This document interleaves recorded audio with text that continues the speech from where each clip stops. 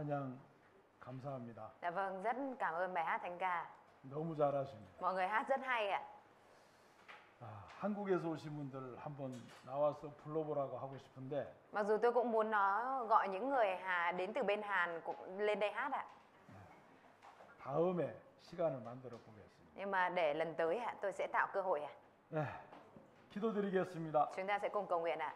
하나님 감사합니다. Chúa ơi, chúng con xin dâng lời cảm tạ ơn Chúa. 이번 한 주간 저희들을 사랑해 주셔서 말씀을 공부할 수 있는 기회를 주신 것 감사합니다. Chúng con cảm tạ ơn Chúa vì Ngài đã yêu thương và ban cho chúng con cơ hội tuần này để học về sách Kinh Thánh. 이 가운데 한 사람도 죄로 인하여 멸망당하지 않도록 도와주시고 Nguyện xin Chúa Ngài giúp đỡ để trong số những người ở đây không có một ai bị hủy diệt bởi tội lỗi. 말씀을 공부할 때 하나님께서 지혜로 총명으로 함께 해 주옵소서. Nguyện xin Chúa ban sự khôn ngoan, sự thông sáng trong thì giờ mọi người học về sách Kinh Thánh. 성경을 모르면 많은 것을 오해할 수밖에 없습니다. Nếu như không biết sách Kinh Thánh thì không thể tránh khỏi việc hiểu lầm nhiều cái. 성경을 알므로 하나님을 믿게 되고 예수님을 믿게 되며 영원한 생명도 알 수 있도록 도와주옵소서. Nguyện xin Chúa Ngài giúp đỡ để mọi người có thể nhận biết được về sự tồn tại của Đức Chúa Trời, nhận biết về sự tồn tại của Đức Chúa Giêsu và đó nhận được sự sống đời đời thông qua việc học sách Kinh Thánh. 시작하는 모든 시간 또 마칠 때까지 하나님께서 함께 해 주시기를 기도합니다. Nguyện xin Đức Chúa Trời ở cùng với chúng con từ thì giờ đầu cho đến thì giờ cuối. 예수님 이름으로 기도드립니다. Chúng con thành kính cầu nguyện nhân danh Đức Chúa Giêsu Christ. 아멘. 오늘 2일차 첫 번째 말씀 드렸습니다. Câu Kinh Thánh câu Kinh Thánh đầu tiên trong bài thứ hai này là câu này ạ. 네, 요한복음 5장 39절입니다. Sách Kinh Thánh Giăng đoạn 5 câu 39 ạ. 자, 옆에 앞에 있는 나온 말씀 그대로 같이 한번 읽겠습니다. Chúng ta cùng đọc câu Kinh Thánh ở trên màn hình ạ. 시작. Các ngươi tra cứu Kinh Thánh vì nghĩ rằng trong đó có sự sống đời đời. Chính Kinh Thánh làm chứng về ta. 이 성경이 나는 아직 읽고 있는데 다 읽었어요? Mọi người đọc xong hết rồi ạ? 한국 분들 읽으셨나요? Người Hàn đọc xong hết chưa ạ? 자, 한국 분들만 시작. Người Hàn không ạ?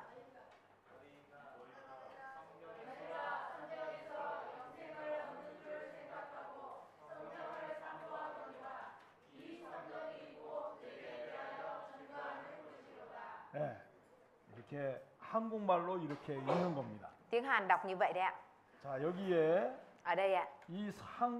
이 성경에는 아주 중요한 게 있어요. Trong Kinh Thánh có điều rất quan trọng ạ. 자, 우리가 어제 성경과 하나님의 능력을 모르면 많은 것을 오해한다고 했습니다. Như hôm qua tôi đã chia sẻ, nếu như chúng ta không biết sách Kinh Thánh và không biết Đức Chúa Trời thì sẽ hiểu lầm nhiều cái ạ. 성경과 하나님을 모르면 하나님 능력을 모르면 하나님 없어 그럽니다. Nếu như mà mình không biết sách Kinh Thánh, không biết Đức Chúa Trời và không biết quyền năng của Đức Chúa Trời thì mình sẽ suy nghĩ rằng lấy đâu ra ông trời, lấy đâu ra Đức Chúa Trời. 예수님도 없어. Cũng không có Đức Chúa Giêsu. 천국도 없고 지옥도 없다. Không có thiên đàng và cũng chẳng có địa ngục. 그리고 하나님의 심판도 없다. 그렇게 말할 수 있습니다. Và cũng không có sự phán xét của Đức Chúa Trời. Nếu như mà mình không biết sách Kinh Thánh, không biết Đức Chúa Trời thì sẽ nghĩ như vậy đấy ạ. 성경을 알면 Còn nếu như chúng ta biết sách Kinh Thánh 하나님도 믿어지고 thì chúng ta sẽ tin vào sự tồn tại của ông trời, Đức Chúa Trời ạ. 예수님도 믿어지고 Và tin vào Đức Chúa Giêsu ạ. 천국과 지옥도 믿어지고 Và cũng sẽ trở nên tin là có thiên đàng và địa ngục ạ. 영원한 생명도 믿어집니다. Và sẽ tin vào có sự sống đời đời ạ. 자, 여러분을 간절히 전도하고 이곳에 모시고 오신 분들이 계세요. Có những người mà rất là khao khát để truyền giảng và dẫn mọi người đến đây ạ. 지옥이 없다면 Nếu như thực sự không có địa ngục ạ, 절대로 여러분들을 전도 안 합니다. thì những người ở bên cạnh mọi người tuyệt đối sẽ không dẫn mọi người đến đây đâu ạ. 여러분들에게 전도하고 모시고 오신 분들은 Những cái vị mà mời mọi người đến đây và truyền giảng cho mọi người ạ. 죄가 있으면 Vì nếu như con người chúng ta có tội lỗi 하나님의 ạ, 심판을 받고 지옥에 간다는 것을 너무나 잘 알고 있기 때문에 간절히 이곳으로 오라고 초청한 겁니다. vì mọi người biết rõ chắc chắn là con người có tội lỗi và sau đó sẽ bị Đức Chúa Trời phán xét và sau đó sẽ phải đi xuống địa ngục. Vì thế nên mọi người mang theo tấm lòng rất khao khát và muốn dẫn dắt mọi người đến đây để cho mọi người cùng nghe và nhận biết ạ. 자, 오늘 이 성경에 Ở trong câu Kinh Thánh này ạ, 자, 성경에서 그랬습니다. ở đây có nói là Kinh Thánh ạ. 자, 성경을 그랬습니다.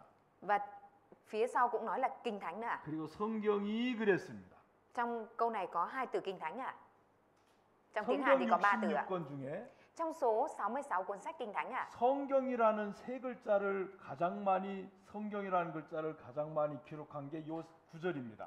cái câu này chính là câu mà ghi chép từ Kinh Thánh nhiều nhất trong số các câu ở trong Kinh Thánh ạ. 제가 알고 있는 어떤 분이 있었는데 Có một người mà tôi biết ạ, 그분은 성경을 신약 성경을 다 암송해요. người đấy ạ thì học thuộc lòng hết sách Kinh Thánh Tân Ước ạ, 마태복음부터 từ sách Kinh Thánh Matthew 계시록까지. cho đến sách Kinh Thánh Khải Huyền ạ. 안 놀라시네. Mọi người không ngạc nhiên ạ? 이 신약을 다 외운다고요. Học thuộc lòng từng này sách Tân Ước đấy ạ, học thuộc lòng đấy ạ. Từng này ạ, 엄청난 거죠. là số lượng rất nhiều đúng không ạ? 그런데 문제는 Nhưng vấn đề là 성경을 암송은 다 하는데 mặc dù là học thuộc lòng hết sách Kinh Thánh ạ, 이 영원한 생명을 몰라요. nhưng lại không biết về sự sống đời đời ạ. 자, 오늘 이 말씀에 영원한 생명을 얻는 줄 생각하고 그랬어요. Trong câu Kinh Thánh này có nói rằng các ngươi nghĩ rằng trong Kinh Thánh, trong đó tức là trong Kinh Thánh ạ, có sự sống đời đời ạ.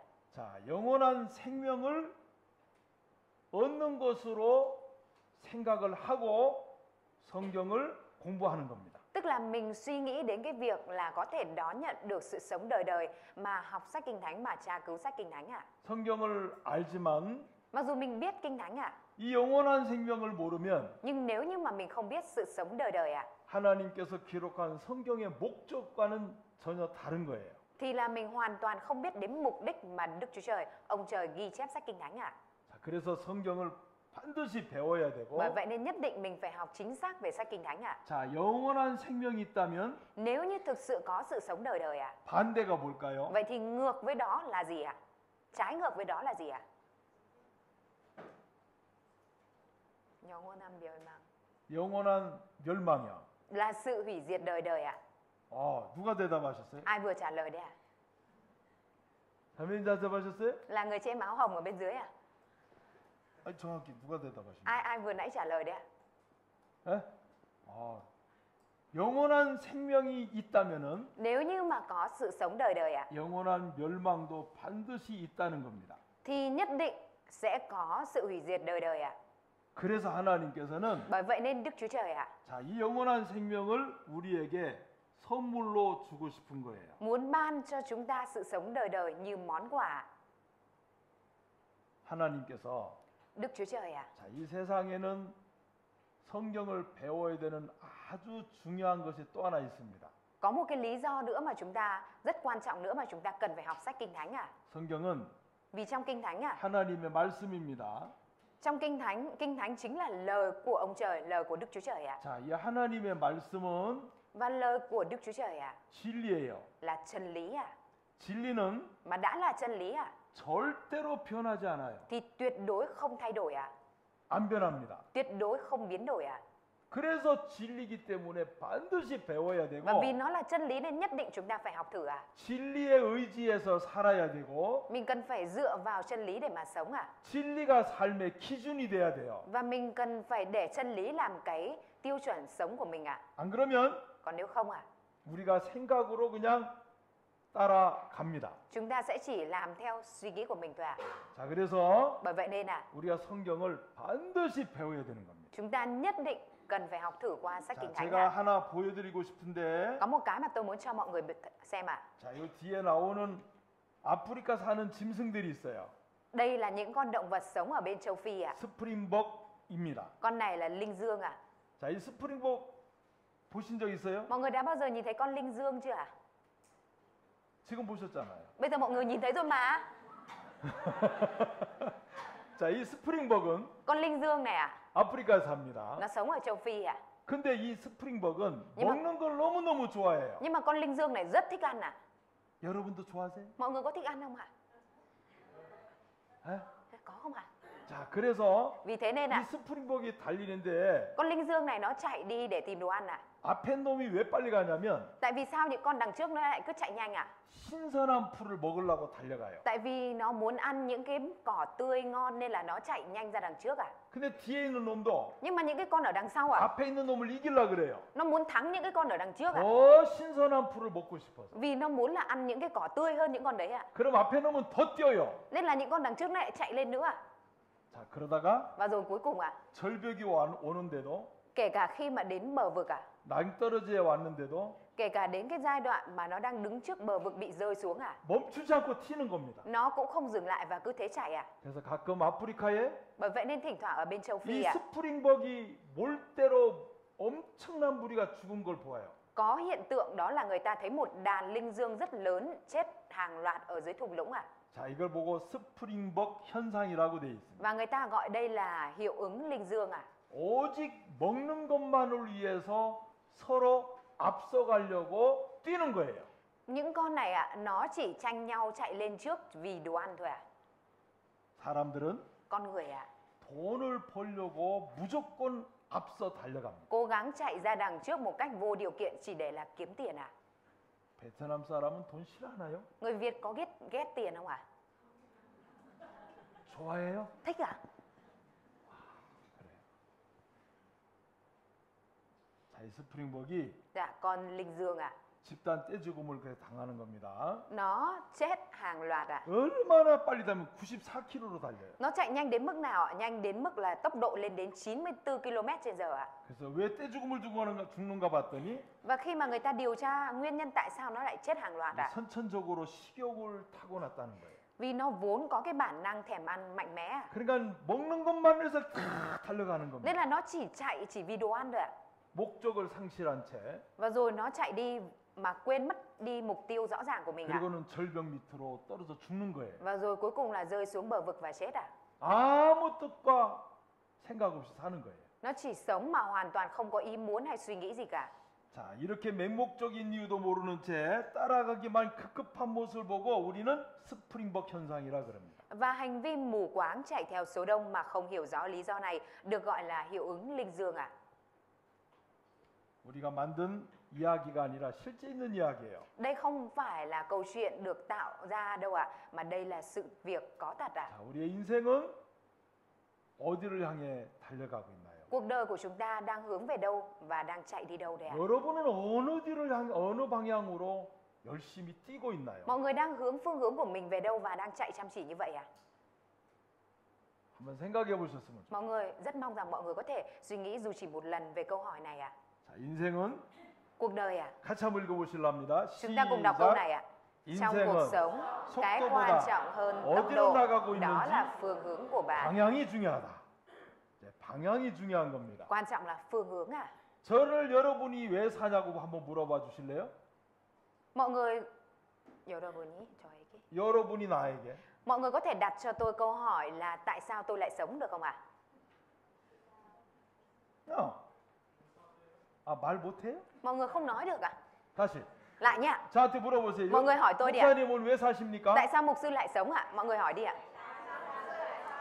감사합니다. Dạ vâng, cảm ơn ạ. 천국을 향해 살아요. Tôi sống và hướng vào về thiên đàng ạ. 목사님의 방향은 어디입니까? 물어보세요. Mọi người hãy hỏi tôi là mục sư, phương hướng của mục sư là hướng về đâu ạ? 고맙습니다. Dạ vâng, cảm ơn ạ. 나는 영원한 생명을 주신 하나님을 향하여 늘 살아가고 있어요. Tôi luôn sống và hướng vào Đức Chúa Trời là đấng ban cho tôi sự sống đời đời ạ. 성경을 믿기 때문에, Vì tôi tin sách Kinh Thánh nên mới vậy ạ. 성경을 알기 때문에. Vì tôi biết sách Kinh Thánh ạ. 그래서 오늘 하루도 참 재밌게 살았어요. Vì thế nên là kể cả ngày hôm nay tôi cũng đã sống một cuộc đời rất thú vị ạ. 아침에 신방하고 Sáng ra tôi đi thăm nhà, 간증 듣고 tôi được nghe lời làm chứng ạ. 말씀 전해드리고 Tôi được giao giảng lời của Chúa ạ. 점심 먹고 Tôi được ăn trưa, 집에 가서 tôi về nhà, 잠깐 눈 붙이고 nằm nhắm mắt một chút ạ. 잤다고요. Tôi ngủ ấy ạ. 그리고 또 말씀 준비했어요. Và sau đó tôi cũng chuẩn bị bài giảng tiếp ạ. 그리고 여러분을 생각했습니다. Và mọi người cũng có thể suy nghĩ ạ. 오늘 말씀을 어떻게 전할까? Không biết là hôm nay mục sư sẽ giao giảng như thế nào? 굉장히 즐겁겠죠. Chắc là sẽ rất vui đấy. 방향이 정확한 거예요. Phương hướng rất chính xác đấy ạ. 자, 우리가 성경을 아는 것은 Việc chúng ta biết sách Kinh Thánh 이렇게 중요합니다. là điều quan trọng như thế này đây ạ. 그래서 우리가 성경을 공부하면서 Vì thế nên trong quá trình chúng ta học sách Kinh Thánh 한번 따라서 절 따라와서 절 따라서 오세요. mọi người hãy nói theo tôi nhỉ. 천지는 다 없어지겠으나 Trời đất sẽ biến mất, 하나님의 말씀은 없어지지 아니하리라. nhưng lời của Đức Chúa Trời tuyệt đối không biến mất. 예, 천지는 다 없어져요. Trời đất sẽ biến mất 그러나 하나님 말씀은 없어지지 않아요. nhưng mà tuyệt đối lời của Đức Chúa Trời thì không biến mất 세상 사람들은 스프링복처럼 없어지는 것을 위해서 살아요. Những người thế gian thì sống theo những cái của thế gian là những cái sẽ biến mất giống như loài linh dương 내 말은 없어지지 아니하리라 그랬습니다. Nhưng mà Chúa nói rằng lời của ta, tức là lời của Đức Chúa Trời thì tuyệt đối sẽ không biến mất 성경은 영원해요. Sách Kinh Thánh thì đời đời 그리고 영원히 변하지 않아요. và nó không bao giờ thay đổi 내 소망을 영원히 변하지 않는 진리에다 두면 Nếu như chúng ta đặt cái niềm hy vọng của mình vào chân lý là cái không bao giờ biến đổi 소망도 변하지 않아요. thì cái niềm hy vọng của chúng ta cũng sẽ 근데 không có thay 많은 đổi 사람들이 Nhưng mà nhiều người 여러분 자신에게 기대와 소망을 두고 삽니다. mọi người thì dựa dẫm đặt niềm hy vọng của mình vào đâu mà sống đấy 자, 우리는 너무너무 변화가 잘 돼요. Chúng ta thì rất dễ thay đổi đúng không 예. 얼굴도 바뀌고 Mặt mình cũng thay đổi 마음도 너무 많이 바뀌고 Tấm lòng của mình cũng thay đổi nhiều 생각도 너무 많이 바뀌어요. Suy nghĩ của mình cũng thay đổi nhiều 좋았다가 싫었다가 좋았다가 미웠다가 왔다 갔다 Lúc thì 그래요. thích, lúc thì ghét, lúc thì thích, lúc thì khó chịu 우리 베트남 분들은 안 그래요? Người Việt Nam của chúng ta không thế 이 변화되는 사람은 절대로 진리가 안 돼요. 변화되는 사람은 절대로 진리가 될 수 없어요. Con người là chủ thể thay đổi như thế này thì tuyệt đối không thể thành chân lý được 여러분 사람 믿어서 실망해 본 적 있어요? Mọi người đã bao giờ từng thất vọng vì việc tin con người chưa 속아 본 적 있어요? Mọi người đã bao giờ bị gạt, bị dối gạt chưa 함께 사는 남편한테 실망한 적 있어요? Mình đã bao giờ thất vọng về người chồng đang sống cùng mình chưa 다 웃었어요 지금. Tất cả đều cười rồi đấy 자, 우리는 사람이 누군지를 몰라요. 성경을 모르기 때문에. Con người chúng ta thì không biết rõ vì chúng ta không biết sách Kinh Thánh 성경을 알면 Nhưng nếu như chúng ta biết sách Kinh Thánh 사람을 기대 안 해요. thì mình sẽ không có kỳ vọng trông đợi vào con người 그래서 우리는 사람은 너무 자주 변화되기 때문에 Vì con người của chúng ta rất dễ thay đổi 절대로 진리가 안 됩니다. Nên là tuyệt đối con người không có thể trở thành chân lý được 진리는 성경이에요. Chân lý ở đây là Kinh Thánh 하나님 말씀이에요. là lời của Đức Chúa Trời 그래서 이 말씀을 붙잡고 사는 Vì 것은 thế nên cái việc mà chúng ta sống và bám theo lời chân lý này 진리를 붙들고 사는 것은 cái việc mà chúng ta bám vào chân lý mà sống 정말 아름다운 삶입니다. là cuộc đời rất đẹp 없어지지 않아요. là cuộc đời sẽ không có tan biến 자, 오늘은 Và ngày hôm nay 자, 이거는 시간이 없으니까 그냥 넘어갈게요. vì không có thời gian tôi 이것도 sẽ 그냥 bỏ qua phần 넘어가고. cái này cũng bỏ qua 자, 오늘은 에덴 동산입니다. Ngày hôm nay tôi sẽ chia sẻ về nội dung vườn Eden 자, 인류의 시작이 에덴 동산인데 Sự bắt đầu của lịch sử nhân loại là từ vườn Eden 자, 오늘까지 증거를 보여줄 겁니다. Cho đến ngày hôm nay tôi sẽ cho mọi người xem những chứng cứ về sách Kinh Thánh 성경이 사실이고 Sách Kinh Thánh là sự thật 하나님의 말씀이라는 것을 Và lời của Đức Chúa Trời 역사를 통해서 Chúng ta có thể kiểm chứng thông qua 증거를 보여주실 거예요. Chúng ta có thể kiểm chứng thông qua những chứng cứ mang tính lịch sử 네, 그래서 성경이 사실인가를 살펴보는 겁니다. Và chúng ta sẽ cùng xem xét về những nội dung mình chứng rằng sách Kinh Thánh là sự thật 에덴 동산 들어보셨어요? Mọi người đã bao giờ nghe đến cái tên vườn Eden chưa 아는 사람 끄떡 그러지 말고요. 처음 Những người 보신 biết 분. rồi thì đừng có gật đầu Những người đầu tiên, lần đầu tiên nghe thôi 에덴 동산 이거 도대체 어디 있는 거야? Rốt cuộc là vườn Eden nằm ở đâu 자, 에덴 동산은 Vườn Eden 성경에 나와 있습니다. Còn được nói đến ở trong sách Kinh Thánh 자, 여기에 창세기인데 Đây là nội dung ở trong sách 자, Sáng Thế 2장 Ký 10절에 보시면 Ở trong Sáng Thế Ký 한번 đoạn 찾아볼까요? 2 câu chúng ta cùng tìm Sáng Thế Ký Sáng đoạn Thế 2 Ký. Sáng Thế Ký đoạn 2 từ câu 10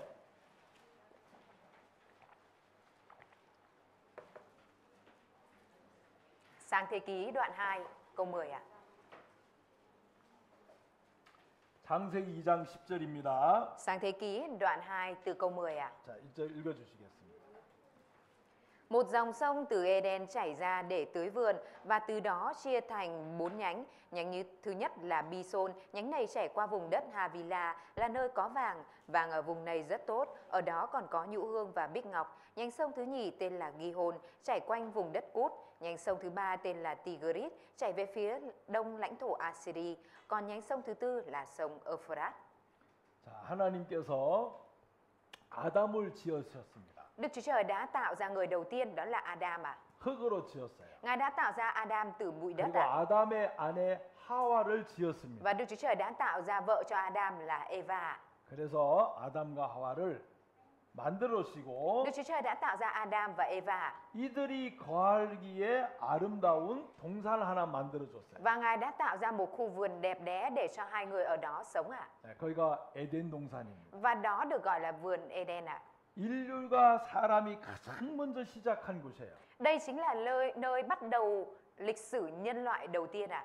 그래서 아담과 하와가 이 에덴에서 살게 됐는데 Vì thế nên Adam và Eva đã sống ở tại vườn Eden này ạ. 지금으로부터 3,600년 전에 기록된 책이기 때문에 Vì sách Sáng Thế Ký đã được ghi chép cách đây 3.600 năm trước ạ. 이게 진짜 사실인가 아닌가를 우리는 알아봐야 돼요. Nên là chúng ta nhất định phải tìm hiểu xem rốt cuộc nội dung này có phải là sự thật hay không ạ. 하나님께서 사람을 만드시고 Đức Chúa Trời đã tạo ra con người ạ. 에덴 동산을 왜 만들어 주셨냐면 Và tại vì sao Ngài lại làm ra vườn Eden ạ? 따라서 하세요.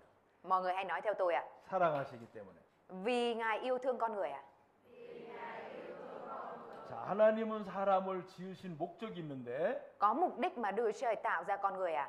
사랑하시기 때문에 그래요. Vì là Ngài yêu thương con người ạ. 그리고 하나님은 사랑을 나누고 싶어서 사랑의 대상자로 우리 인간을 만드신 겁니다. Và vì Đức Chúa Trời muốn san sẻ, chia sẻ tình yêu thương ạ, nên Ngài mới tạo ra con người để làm đối tượng có thể san sẻ tình yêu thương này ạ. 왜 하나님은 우리를 사랑할 수밖에 없냐면 Tại vì sao Đức Chúa Trời không thể không yêu thương chúng ta? 자, 1장을 보세요. Chúng ta hãy nhìn trong câu Sáng Thế Ký đoạn 1 ạ. 26절 창세기 1장 26절 Sáng Thế Ký đoạn 1 câu 26 ạ. 읽어주세요. Đức Chúa Trời phán, chúng ta hãy tạo nên loài người theo hình ảnh chúng ta và giống như chúng ta để quản trị loài cá biển, loài chim trời, loài gia súc và khắp cả đất, cùng mọi loài bò sát trên mặt đất. 자, 27절 함께 읽어요. Câu 시작. 27 chúng ta cùng đọc ạ. Đức Chúa Trời sáng tạo loài người theo hình ảnh Ngài. Ngài sáng tạo loài người theo hình ảnh Đức Chúa Trời.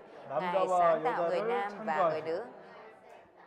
자, 하나님이 자기 형상대로 우리를 지으셨어요. Đức Chúa Trời đã sáng tạo loài người theo hình ảnh của Đức Chúa Trời ạ. 영혼입니다. Đó chính là linh hồn ạ. 어제 말씀드렸죠? Ngày hôm qua tôi đã chia sẻ với mọi người về 그래서 linh hồn đúng không 하나님의 ạ? 형상대로 지었기 때문에 사랑할 수밖에 없어요. Vì Đức Chúa Trời đã tạo ra cho con người có linh hồn giống với hình ảnh của Đức Chúa Trời, nên Đức Chúa Trời không thể không yêu thương con người ạ. 자, 저에게도 딸이 둘이 있습니다. Tôi cũng có hai con gái ạ. 예쁘게 생겼을까요? 배기 싫게 생겼을까요? Liệu rằng trông xinh hay không xinh đấy ạ? Xinh hay không ạ? 아, 그냥 예쁘다 하세요. Thôi mọi người cứ trả lời là xinh đi ạ. 근데 Thế nhưng ạ, 내가 볼 적에 내 딸이기 때문에 무조건 예뻐요. vì là con gái của tôi nên là tôi nhìn vào tôi thấy xinh đẹp vô điều kiện ạ. 자, 얼굴을 나를 닮았겠어요? 안 닮았겠어요? Vậy thì mặt có giống mặt tôi không ạ? 닮았어요. Giống ạ. 그래서 예뻐요. Nên là xinh ạ. 자, 우리 여러분들도 여러분의 자녀들이 다 예뻐요. Con cái, đối với các quý vị ở đây thì con cái các quý vị cũng rất xinh đẹp ạ. 어디를 봐도 여러분 얼굴 닮았잖아요. Nhìn đâu đâu cũng thấy là giống, có nét giống mình đúng không ạ? 맞죠? Đúng không ạ? 그래요. Đúng rồi ạ. 자, 영혼을 하나님의 형상입니다. Linh hồn chính là được tạo dựng theo hình ảnh của Đức Chúa Trời ạ. 하나님의 형상대로 지어놨기 때문에 Vì linh hồn đã được tạo dựng theo hình ảnh của Đức Chúa Trời, 하나님은 여러분을 엄청 사랑하세요. nên là Đức Chúa Trời rất yêu thương quý vị ạ. 성경 보세요. Mọi người hãy nhìn trong sách Kinh Thánh xem ạ. 두꺼워요, 가벼워요. Dày hay mỏng đây ạ? 이게 다 뭐예요? Thế tất cả cái này là gì ạ? 하나님께서 너를 사랑한다는 사랑의 고백서예요. Đây chính là mẩu thông điệp bày tỏ về tình yêu thương của Đức Chúa Trời đối với mọi người ạ. 이런 사랑의 편지를 두껍게 받아보신 적 있어요? Mọi người đã bao giờ từng nhận được một bức thư tình yêu nào dày như thế này chưa ạ? 없어요. Chưa. 없어요. Chưa. 자, 하나님은 이렇게 우리를 사랑한다는 성경을 주신 겁니다. Đức Chúa Trời ban cho chúng ta sách Kinh Thánh để cho chúng ta biết được rằng Ngài yêu thương chúng ta nhiều như vậy ạ. 자, 그리고 자, 우리가 이제 에덴 동산을 보면 Và khi mà chúng ta nhìn vào vị trí vườn Eden 특징이 있어요. ở đây có một đặc trưng 에덴에서 강을 네 곳으로 흘러가게 만들었어요. Đức Chúa Trời đã tạo ra ở tại vườn Eden có 4 dòng sông chảy ra. 자, 빨간 글씨 나오죠? Ở đây có cái chữ màu đỏ 예, 비손강, Đầu tiên như ở trong Kinh Thánh câu 11 là Bison 기혼강, Tiếp theo ở câu 13 là Gihon. 14절에 13절에 기혼강, Câu 13 là Gihon 14절에 히데겔, Nhánh sông thứ ba tên là Tigris 넷째 강이 유브라데예요. Và sông thứ tư là Euphrates 자, 이 네 강을 하나님께서 에덴에서 발원을 시작하도록 만든 겁니다. Đức Chúa Trời đã làm cho 4 dòng sông này được bắt nguồn chảy ra từ vườn Eden 왜 하나님은 이 강을 만드셨냐면 Tại vì sao Đức Chúa Trời lại tạo ra những dòng sông này 물이 흘러가야 모든 동식물이 살잖아요. Bởi vì nước phải chảy thì tất cả các loài động thực vật mới có thể sinh sống đúng không ạ? 그리고 강을 중심으로 인류가 발전하도록 만드신 겁니다. Và Ngài đã làm cho loài người có thể được bắt đầu phát triển từ những dòng sông 이렇게 강을 만드신 것도 Cái việc mà Đức Chúa Trời tạo ra dòng sông như thế 우리를 này 사랑하시기 때문에요. cũng là vì yêu thương chúng ta. 먹고 살아야 되잖아요. Bởi vì chúng ta phải ăn và sống đúng không 강이 ạ? 없으면 먹고 살 수 없어요. Nếu không có sông thì không thể nào mà sống được 물이 있어야 돼요. Phải có nước 물이. Nước 자, 그래서 Vì thế nên 이 강을 흘러가게 하셨는데 Đức Chúa Trời đã để cho dòng sông chảy ra từ đây 자, 이렇게 네 강이 흘러가게 된 겁니다. Có 4 dòng sông đã chảy ra từ vườn Eden 근데 참 감사한 것은 Nhưng mà một điều rất cảm tạ 이 히데겔하고 티그리스 강이죠. Dòng sông Tigris 유브라테스 유브라강은 지금도 있습니다. và dòng sông Euphrates ngày nay vẫn đang chảy. Hai dòng sông này ngày nay vẫn đang chảy 자, 그리고 비손과 기혼강은 Và hai dòng sông còn lại là Bison và Gihon 땅의 변화에 의해서 직접 사막에 감춰져 버렸어요. Vì sự biến động của nền mặt đất nên là bây giờ đã đang bị chôn vùi ở trong dưới sa mạc 자, 그래서 요 네 강이 시작된 곳이 바로 에덴 동산입니다. Và nơi bắt đầu của 4 dòng sông này chính là vườn Eden 자, 에덴 동산은 메소포타미아에 있었다라고 돼 있습니다. Người trong bài báo này có nói vườn Eden có ở tại Mesopotamia. 자, 이 영어 성경을 보시면 Ở trong sách Kinh Thánh tiếng Anh 유브라 히데겔이 영어 성경에는 티그리스라고 돼 있어요. Ở đây có nói rõ là sông Tigris đúng không ạ? Ở phía cuối Tigris. 그다음에 유프라덱은 유프라테스라고 돼 있어요. Và bên cạnh có nói là bên dưới là dòng sông Euphrates 예, 헬라의 변화로 돼 있는 겁니다. 자, 여기 보면은 티그리스 강과 유프라테스 강은 존재하는데 지금도 두 강 사이의 인류 문명의 발생지 중에 하나인 메소포타미아 지역인 겁니다. Hiện nay sông Tigris và sông Euphrates vẫn tồn tại. Vùng đất giữa hai con sông này là khu vực Lưỡng Hà hay còn gọi là Mesopotamia, một trong những cái nôi của nền văn minh nhân loại 요 지금 배가 있죠? Mọi người nhìn thấy cái con thuyền ở bên dưới không ạ? 예, 요게 지금 현재 하고 있는 강입니다. Đây là cái con sông đang chảy hiện tại đây 자, 여기 4대 문명의 발생지가 있는데 Ở đây có 4 nền văn minh lớn của thế giới 자, 요 메소포타미아 문명이라고 돼 있어요. Ở đây có nói là nền văn minh Lưỡng Hà đúng không ạ? 자, 요 메소포타미아라는 뜻은 Nền văn minh Lưỡng Hà có nghĩa là 두 강 사이라는 뜻입니다. Có nghĩa là nó ở giữa hai con sông. Lưỡng Hà tức là ở giữa hai con sông 유프라테스 강과 티그리스 강 사이 고향입니다. là nói về vùng đất giữa dòng sông Tigris và Euphrates 네. 자, 에덴 동산 추정 습지대 복원 중이다. Khôi phục vùng đất ngập nước được cho là vườn Eden. 자, 그리고 에덴 동산 옛자리고 그럼 에덴 동산은 지금 어디로 갔을까? Vậy thì bây giờ vườn Eden đã đi đâu? 자, 이 보시면 Ở trong này có ghi 자, 우리 16절 읽어 주세요. Chúng ta em sẽ đọc Ta làm cho các dân tộc nghe tiếng nó đổ xuống mà rúng động khi ta ném nó xuống tận âm phủ cùng với tất cả những kẻ xa xuống hố thẳm ấy. Bấy giờ mọi cây của Eden, những cây sinh tốt được tuyển chọn của Liban, tất cả những cây được tưới nước dồi dào đều được an ủi trong vực sâu của đất. 자, 지금 이 에덴 동산은 지각 변동에 의해서 지하에 묻혀버린 겁니다. Vườn Eden ngày xưa bởi sự biến động của bề mặt trái đất nên bây giờ đã bị chôn vùi xuống nền đất 그러나 두 강은 여전히 존재하고 있기 때문에 Nhưng mà vì hai dòng sông kia vẫn còn chảy cho đến hiện tại 에덴 동산에 이 자리가 맞구나를 확인할 수 있어요. Đây là người ta mới có thể xác nhận được rằng là hóa ra vườn Eden chính xác là nằm ở đây 자, 유프라테스 강과 티그리스 강이 지금도 흘러가고 있는데 Bây giờ dòng sông Tigris và Euphrates vẫn đang chảy 왜 두 강을 흘러가게 하셨을까요? Tại vì sao Đức Chúa Trời lại để cho hai dòng sông này vẫn còn chảy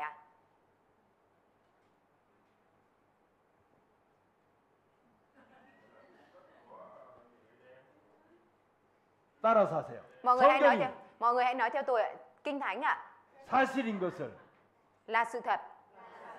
증거해 주시는 거예요.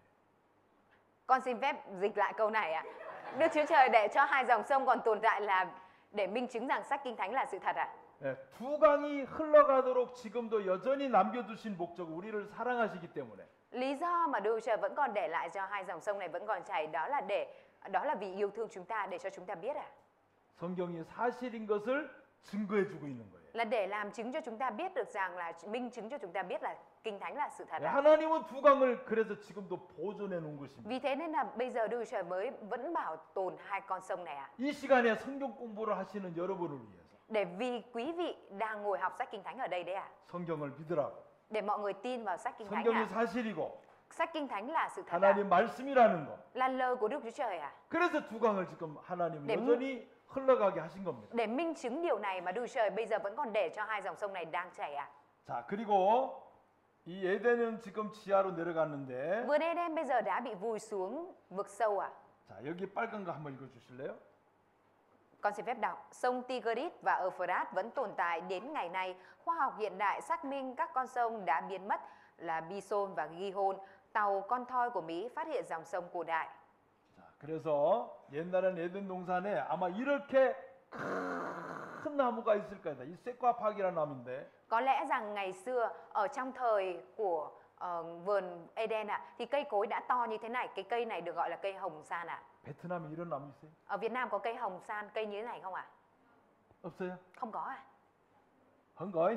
Không có 없어요. Không có 자, 이게 이런 나무들이 아마 에덴에 있지 않았을까 생각하는 Và 겁니다. người ta suy nghĩ rằng có khi là ở tại vườn Eden lúc đó có những chiếc cây to như thế này 자, 그리고 그 에덴 동산에 있었던 여러 가지의 증거들이 있는데 Và còn có rất nhiều chứng cứ minh chứng về sự tồn tại của vườn Eden 예, 거기에는 기름이 많이 나옵니다. Đó là ở duy nhất cái khu vực được coi là vườn Eden lại có rất nhiều dầu mỏ 그 에덴 동산 자리에 기름이 왜 많이 나오는가를 봤더니 Và khi mà người ta tại vì sao ở tại vị trí vườn Eden lại có nhiều dầu mỏ như vậy 그 기름 나오는 이유가 Cái lý do mà có dầu 자, mỏ 1번 đầu tiên 유기물이 퇴적이 돼서 đó là phải có sự tích tụ chất hữu cơ 지압과 지열이 작용해 가지고 Rồi sau đó là chịu tác động của áp suất và địa nhiệt 저류층이 형성이 돼서 석유가 생성이 되고 Rồi sau đó hình thành tầng chứa 저류층이 형성이 되는 겁니다. Và rồi hình thành dầu mỏ 자, 이걸 이렇게 설명 한번 해볼게요. Giải thích một cách dễ hiểu hơn cho mọi người là như thế này 자, 이게 뭐 같이 보여요? Đây là cái gì đây 꽤. Mè 꽤 있어요? Ở đây có mè không 베트남에 꽤 있어요? Việt Nam có mè không 와우. 좋아하세요? Mọi người có thích ăn mè không 자, 꾀가 있는데 Chúng ta có mè 자, 그다음에 이 꾀가 이렇게 기름으로 나와요. Từ mè mà người ta có thể chắt ra dầu mè 이거 못 보셨죠? Mọi người chắc chưa nhìn thấy cái sản phẩm này bao giờ đúng không 자, 이 꾀가 기름이 어떻게 되냐면 Nói chung làm thế nào để có thể từ mè mà thành dầu mè 자, 기름을 통에다 넣고 Đầu tiên là người ta cho mè vào trong thùng 밑에서 열을 가하고 Người ta dùng nhiệt ở bên dưới nồi 예, 위에서 열을 가하면 Rồi sau đó là dùng sức ép ở bên trên 그 꾀 안에 이런 기름이 나옵니다. Thì từ cái mè này nó có thể chiết xuất ra dầu mè 그래서 한국에는 참기름, 들기름 그래요. Nên là ở bên Hàn Quốc còn có dầu mè và dầu vừng Là một 들기름. Dầu mè và dầu cái gì tía tô 통과. 자, 자, 그래서 열을 가하면 이렇게 기름이 나오는 겁니다. Khi mà dùng nhiệt và áp lực thì sẽ tạo ra dầu ạ. 에덴 동산에 있었던 동식물들이 Tất cả những động thực vật ở trong vườn Eden ngày đó 지하에 묻히고 nó bị chôn vùi xuống. 밑에 지하에서 땅 밑에서 열이 올라오고 Sau đó là sẽ ở bên dưới có nhiệt đẩy lên 위에서 압력이 가해지니까 Bên trên thì có áp suất đẩy xuống 에덴 동산 주위에 많은 기름들이 나오는 거예요. Nên là ở tại vị trí của vườn Eden ngày xưa mới tạo ra nhiều dầu mỏ như vậy 이해가 되시죠? Mọi người hiểu chưa ạ? 자, 그래서 Vì thế nên 석유는 생물의 사체다 그래 돼 있습니다. dầu mỏ là xác chết của sinh vật 예, 그리고 생물의 사체가 온도와 압력을 받으면 원유나 가스로 변하는 겁니다. Đá trầm tích chứa xác sinh vật khi chịu nhiệt độ và áp suất thích hợp dưới lòng đất sẽ biến thành dầu thô hoặc khí 네, 똑같은 원리입니다. Cùng là một nguyên lý như vậy 자, 여기 기름이 나오는 이곳이 거의 50%가 여기서 기름이 많이 나옵니다. Ở tại cái khu vực của vườn Eden ngày xưa sản sinh ra gần 50% trữ lượng dầu mỏ 예, 여기 중동 석유 있죠? Ở đây không ghi là dầu mỏ Trung Đông 자, 이 자리가 바로 에덴 동산이 그 자리입니다. Và đây chính là vị trí của vườn Eden 많은 동식물이 지하에 묻혔다는 거예요. Tức là đã có rất nhiều động thực vật đã bị chôn vùi xuống đất ngay một lần 네. 자, 에덴 동산의 자리입니다. Đây chính là vị trí của vườn Eden 자, 이 주위에 기름이 많이 나요. Và quanh khu vực này có rất nhiều dầu mỏ 이렇게 시추어서 기름을 캐내는 겁니다. Và người ta sử dụng những máy móc để khai thác dầu mỏ lên 자, 그리고 Và một 에덴 điều 동산은 성경에 따르면 에덴 동산은 뇌강의 원류로 시작되는 인류가 자리 잡고 있다 이 얘기입니다. Và ở đây người ta cũng có nói là theo Kinh Thánh thì vườn Eden nằm ở vị trí khởi nguồn của 4 con sông 자, 한번 볼게요. Chúng ta cùng xem 영상이 어디 갔나? 영상 옆에 있습니다.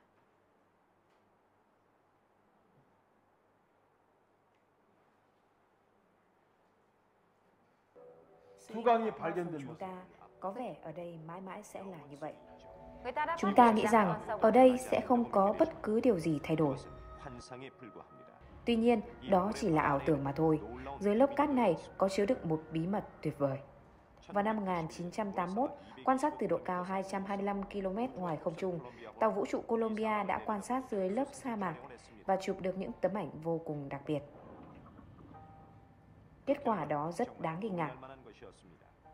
Chụp bằng tia hồng ngoại đã làm lộ ra các hòn núi, thung lũng và những con sông dưới bề mặt lớp cát bằng phẳng và hoang vu.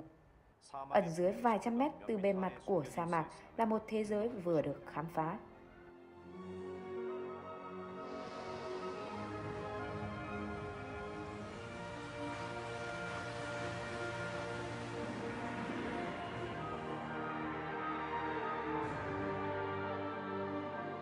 Theo những kết quả nghiên cứu chính xác nhất, khu vực này đã từng là thảo nguyên bao la với những dòng sông xanh biếc, đất đai rộng lớn và phì nhiêu.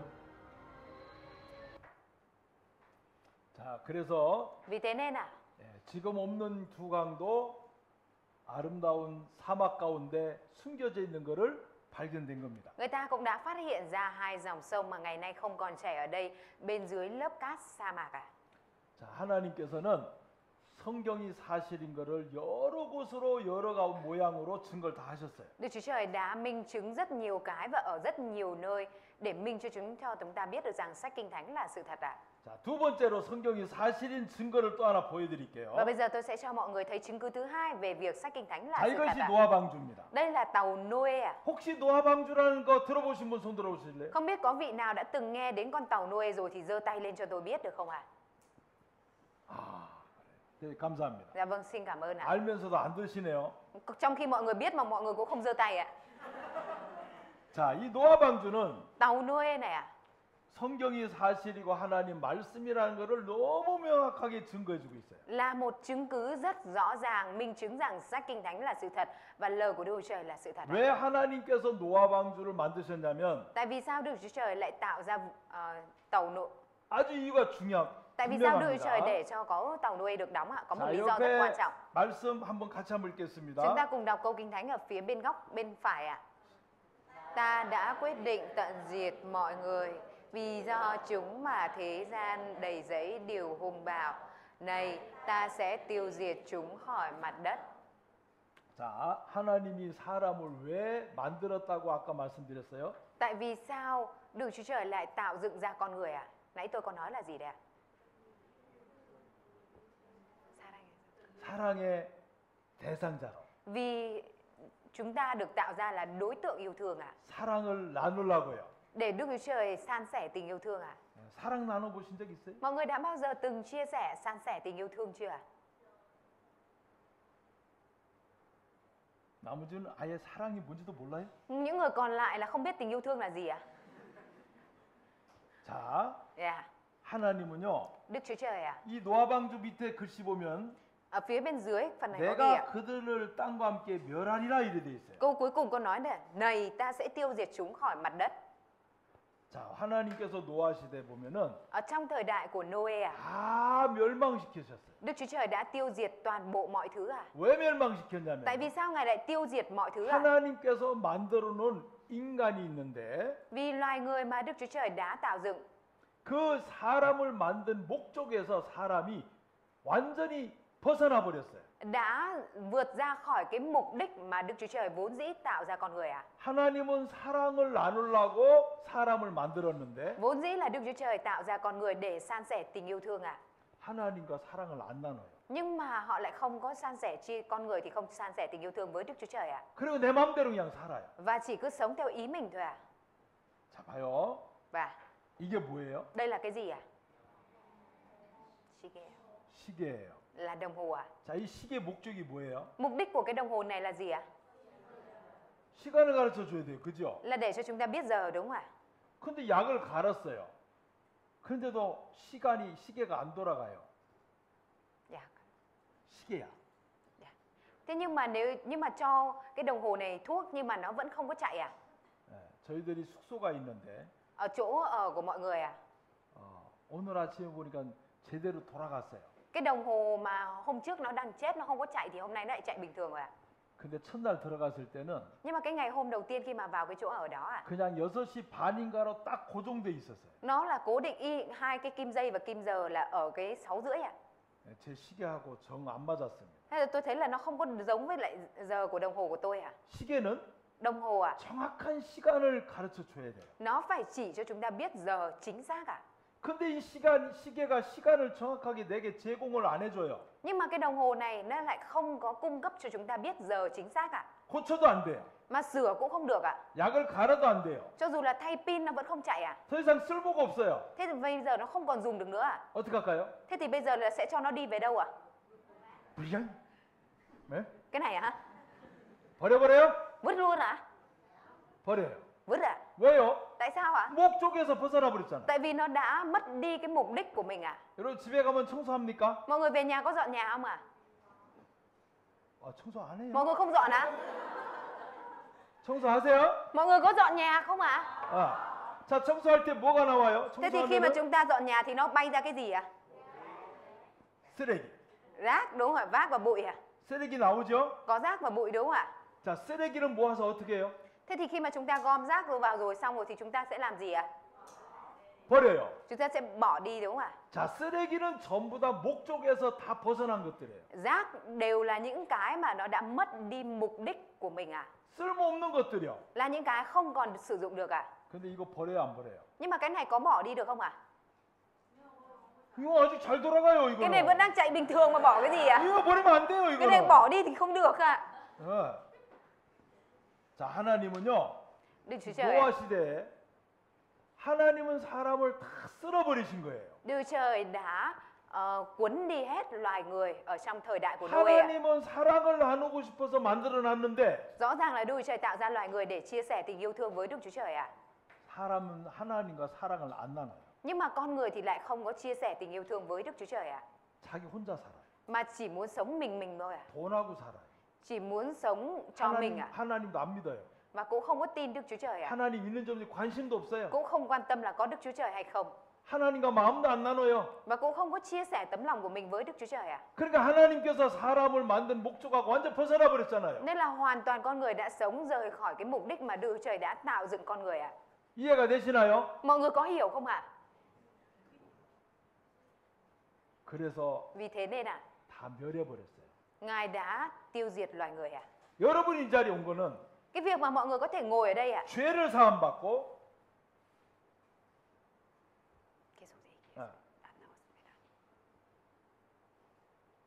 계속 하래요. 죄를 사함 받고 하나님의 자녀가 돼서 하나님과 사랑을 나누게 하기 위해서 초청한 겁니다. Cái việc mà mọi người được ngồi ở đây đó chính là để mời mọi người đến đây để có thể nhận được sự sống đời đời và san sẻ tình yêu thương của Đức Chúa Trời ạ. 하나님과 사랑을 나누셔야 돼요. Chúng ta phải san sẻ tình yêu thương với Đức Chúa Trời ạ. 그 하나님의 사랑은 영원한 사랑입니다. Tình yêu thương của Đức Chúa Trời đó là tình yêu thương đời đời ạ. 자, 그래서 vì 노아의 thế nên 방주를 잘 배우셔야 됩니다. Mình cần phải học rõ về sự kiện tàu Noe ạ. 노아 시대를 보면 Ở trong thời đại của Noe ạ, 죄악이 세상에 가득 찼다 그랬습니다. Kinh Thánh có nói là hồi lúc đó thì sự gian ác đã lan tràn trên mặt đất ạ. 자, 이 시대도 죄가 꽉 찼죠. Trong thời đại của chúng ta bây giờ tội ác cũng lan tràn trên khắp đất đúng không ạ? 살인하고 미워하고 거짓말도 죄지만 Mặc dù cái việc ghét người, giết người cũng là tội ạ. 하나님과 아무 상관없이 사는 게 다 죄예요. Nhưng cái việc mà mình sống hoàn toàn không liên quan gì với ông trời, với Đức Chúa Trời, 하나님을 đó cũng là 부르지도 tội ạ. 않아요. Mình cũng không kêu cầu Đức Chúa Trời ạ. 찾지도 않아요. Cũng không có tìm kiếm ạ. 의지도 안 해요. Cũng không có dựa dẫm, không có hỏi ạ. 하나님과 아무 상관없어요. Mình sống mà không hề liên quan gì với Đức Chúa Trời ạ. 먹고 Chỉ có ăn ạ, 마시고 uống ạ, 시집가고 cưới gả, 장가가고 chỉ có ăn uống cưới gả 그것만 thôi ạ. 해요. Chỉ tập trung mỗi mấy cái đó ạ. 하나님하고 아무 상관없이 살아요. Sống hoàn toàn không liên quan gì với Đức Chúa Trời ạ. 그것이 죄예요. Đó là tội ạ. 하나님 보시 그게 죄입니다. Đó chính là tội trong mắt Đức Chúa Trời ạ. 간음하고 살인하는 것도 죄지만 Mặc dù cái việc là giết người hay gian dâm thì đó cũng là tội ạ. 하나님과 아무 상관없이 그냥 사는 게 죄라고요. Nhưng cái việc mà mình sống hoàn toàn không liên quan gì với Đức Chúa Trời đó cũng là tội ạ. 보세요. Mọi người xem ạ. 이걸 내가 지었어요. 예를 들어서 Ví dụ như tôi đã làm ra cái này ạ. 이걸 내가 만들었다 해요. Ví dụ như bây giờ tôi làm ra cái này ạ. 내가 얘한테 물어요. Bây giờ tôi hỏi cái con chuột này, 너 누가 만들었니? ai làm ra mày đó? 몰라. Gì? 아니 내가 만들어 가지고 Ô, ta làm ra mi mà. 너 만들었니? 물었는데 Nhưng mà bây giờ hỏi rằng là ai làm ra mày? 얘가 대답하기를 Nhưng mà cái con chuột này lại trả lời ạ. 몰라. Cái gì? 그럼 뭐 어떡할까? Thế thì bây giờ tôi phải làm gì ạ? 맴매해야 돼. 맴매. Tôi phải đánh nó ạ. Cho nó đòn ạ. 맞죠? Đúng không ạ? 사람이 그래요. Con người là như vậy à? 하나님께 지음 받아 놓고는 Con người được Đức Chúa Trời tạo dựng ra. 하나님 몰라 그러고 있어요. Nhưng mà lại cứ nói là không biết Đức Chúa Trời ạ. 왜냐면 Vì sao ạ? 죄로 가려졌기 때문에. Vì là vì có tội lỗi nên là đã bị che mắt đi rồi ạ. 죄가 많아서 그래요. Vì con người có nhiều tội lỗi ạ. 죄로 눈과 귀가 다 가려져 버렸어요. Vì thế nên làm cả mắt cả tai con người đã bị 그래서 che hết lại 하나님을 ạ. 모른다 그러는 거예요. Nên là mới nói là không biết Đức Chúa Trời ạ. 죄에서 꼭 구원 받으셔야 돼요. Nên là mình nhất định cần phải nhận được sự Noah cứu vớt 시대가 khỏi 그랬어요. tội lỗi ạ. 노아 시대가 그랬어요. Trong thời đại của Noe là như vậy ạ. 그래서 죄악이 세상에 가득 찼다고 하신 겁니다. Bởi vậy nên Kinh Thánh mới có nói là lúc đó sự gian ác đã lan tràn trên mặt đất ạ. 자, 이게 노아를 그려놨는데 Đây là bức tranh vẽ về Noe ạ. 예쁘게 생겼죠? Trông đẹp đúng không ạ? 노아가 지금 뭐 하고 있는 것 같아요? Noe, mọi người nghĩ Noe đang làm gì đây ạ? 기도하고 있어요. Đang cầu nguyện à?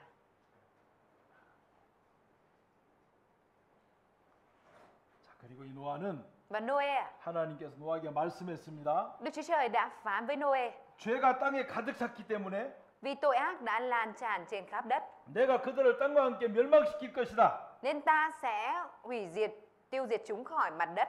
그리고 하나님이 노아에게 말씀했습니다. Và Đức Chúa Trời phán tiếp với Noe, 방주를 지으라고. hãy đóng một chiếc tàu. 방주는 큰 140m 가까이 되는 배입니다.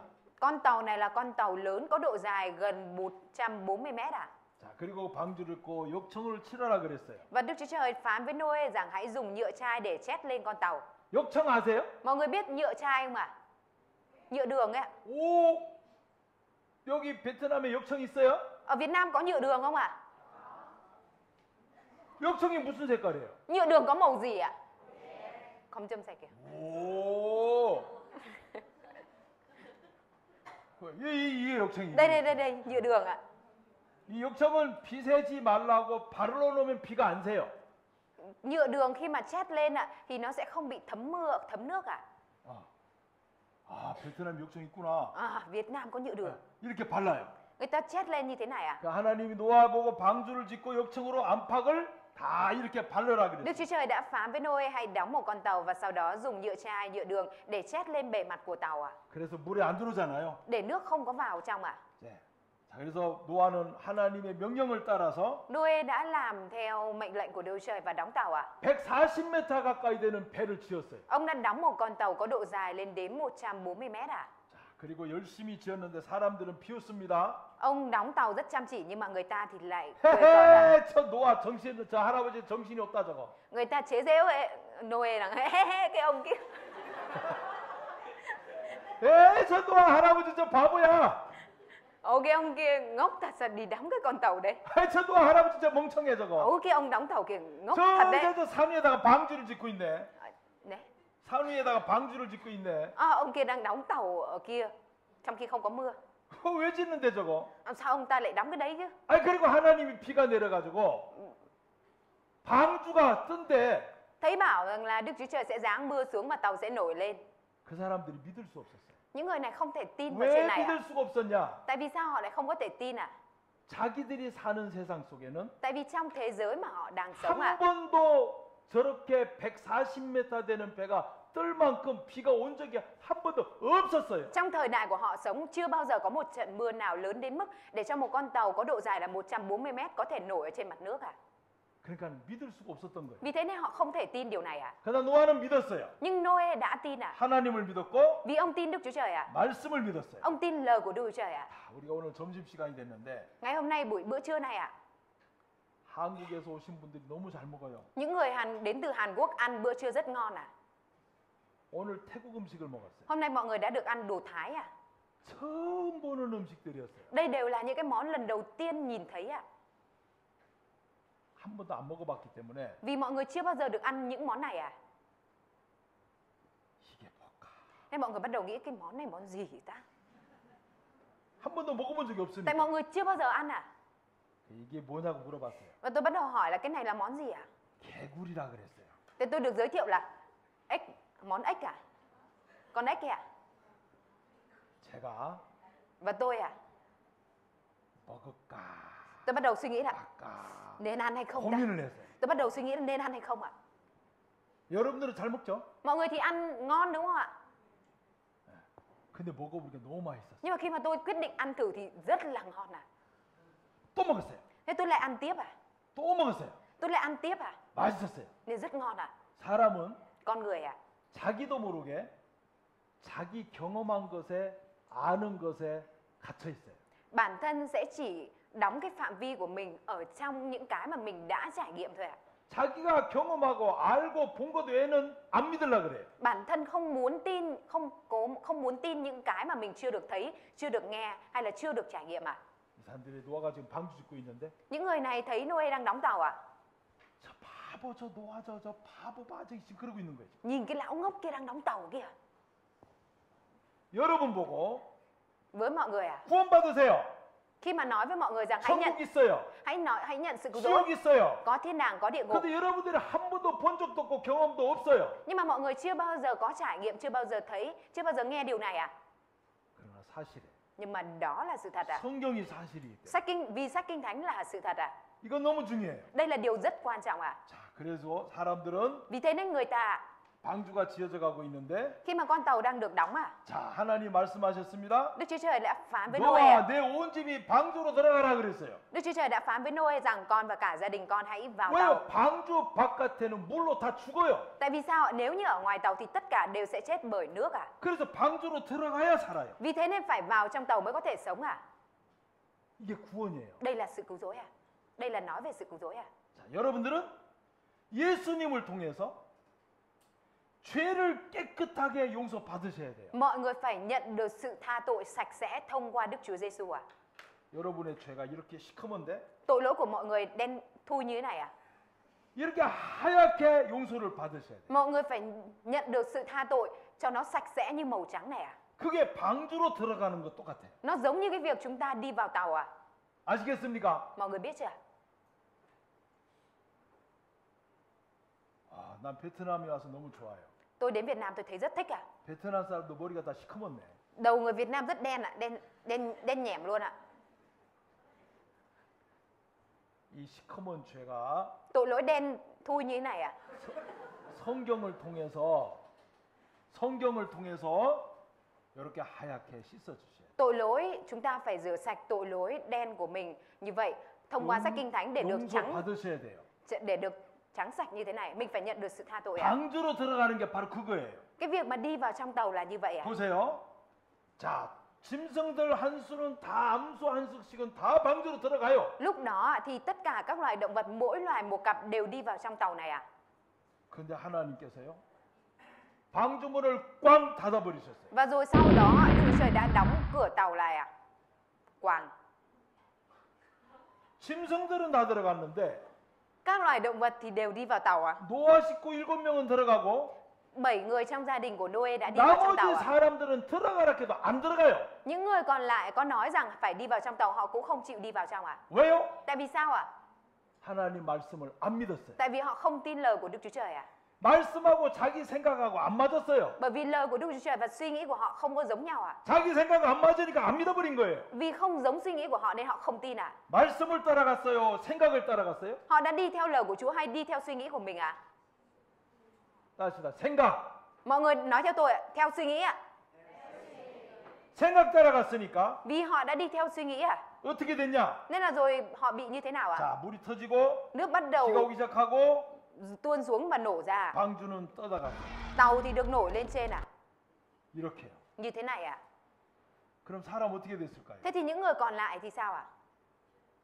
예? Sao ạ? 사람 어떻게 됐어요? Những người khác thì sao ạ? 죽었어요. Đã chết à?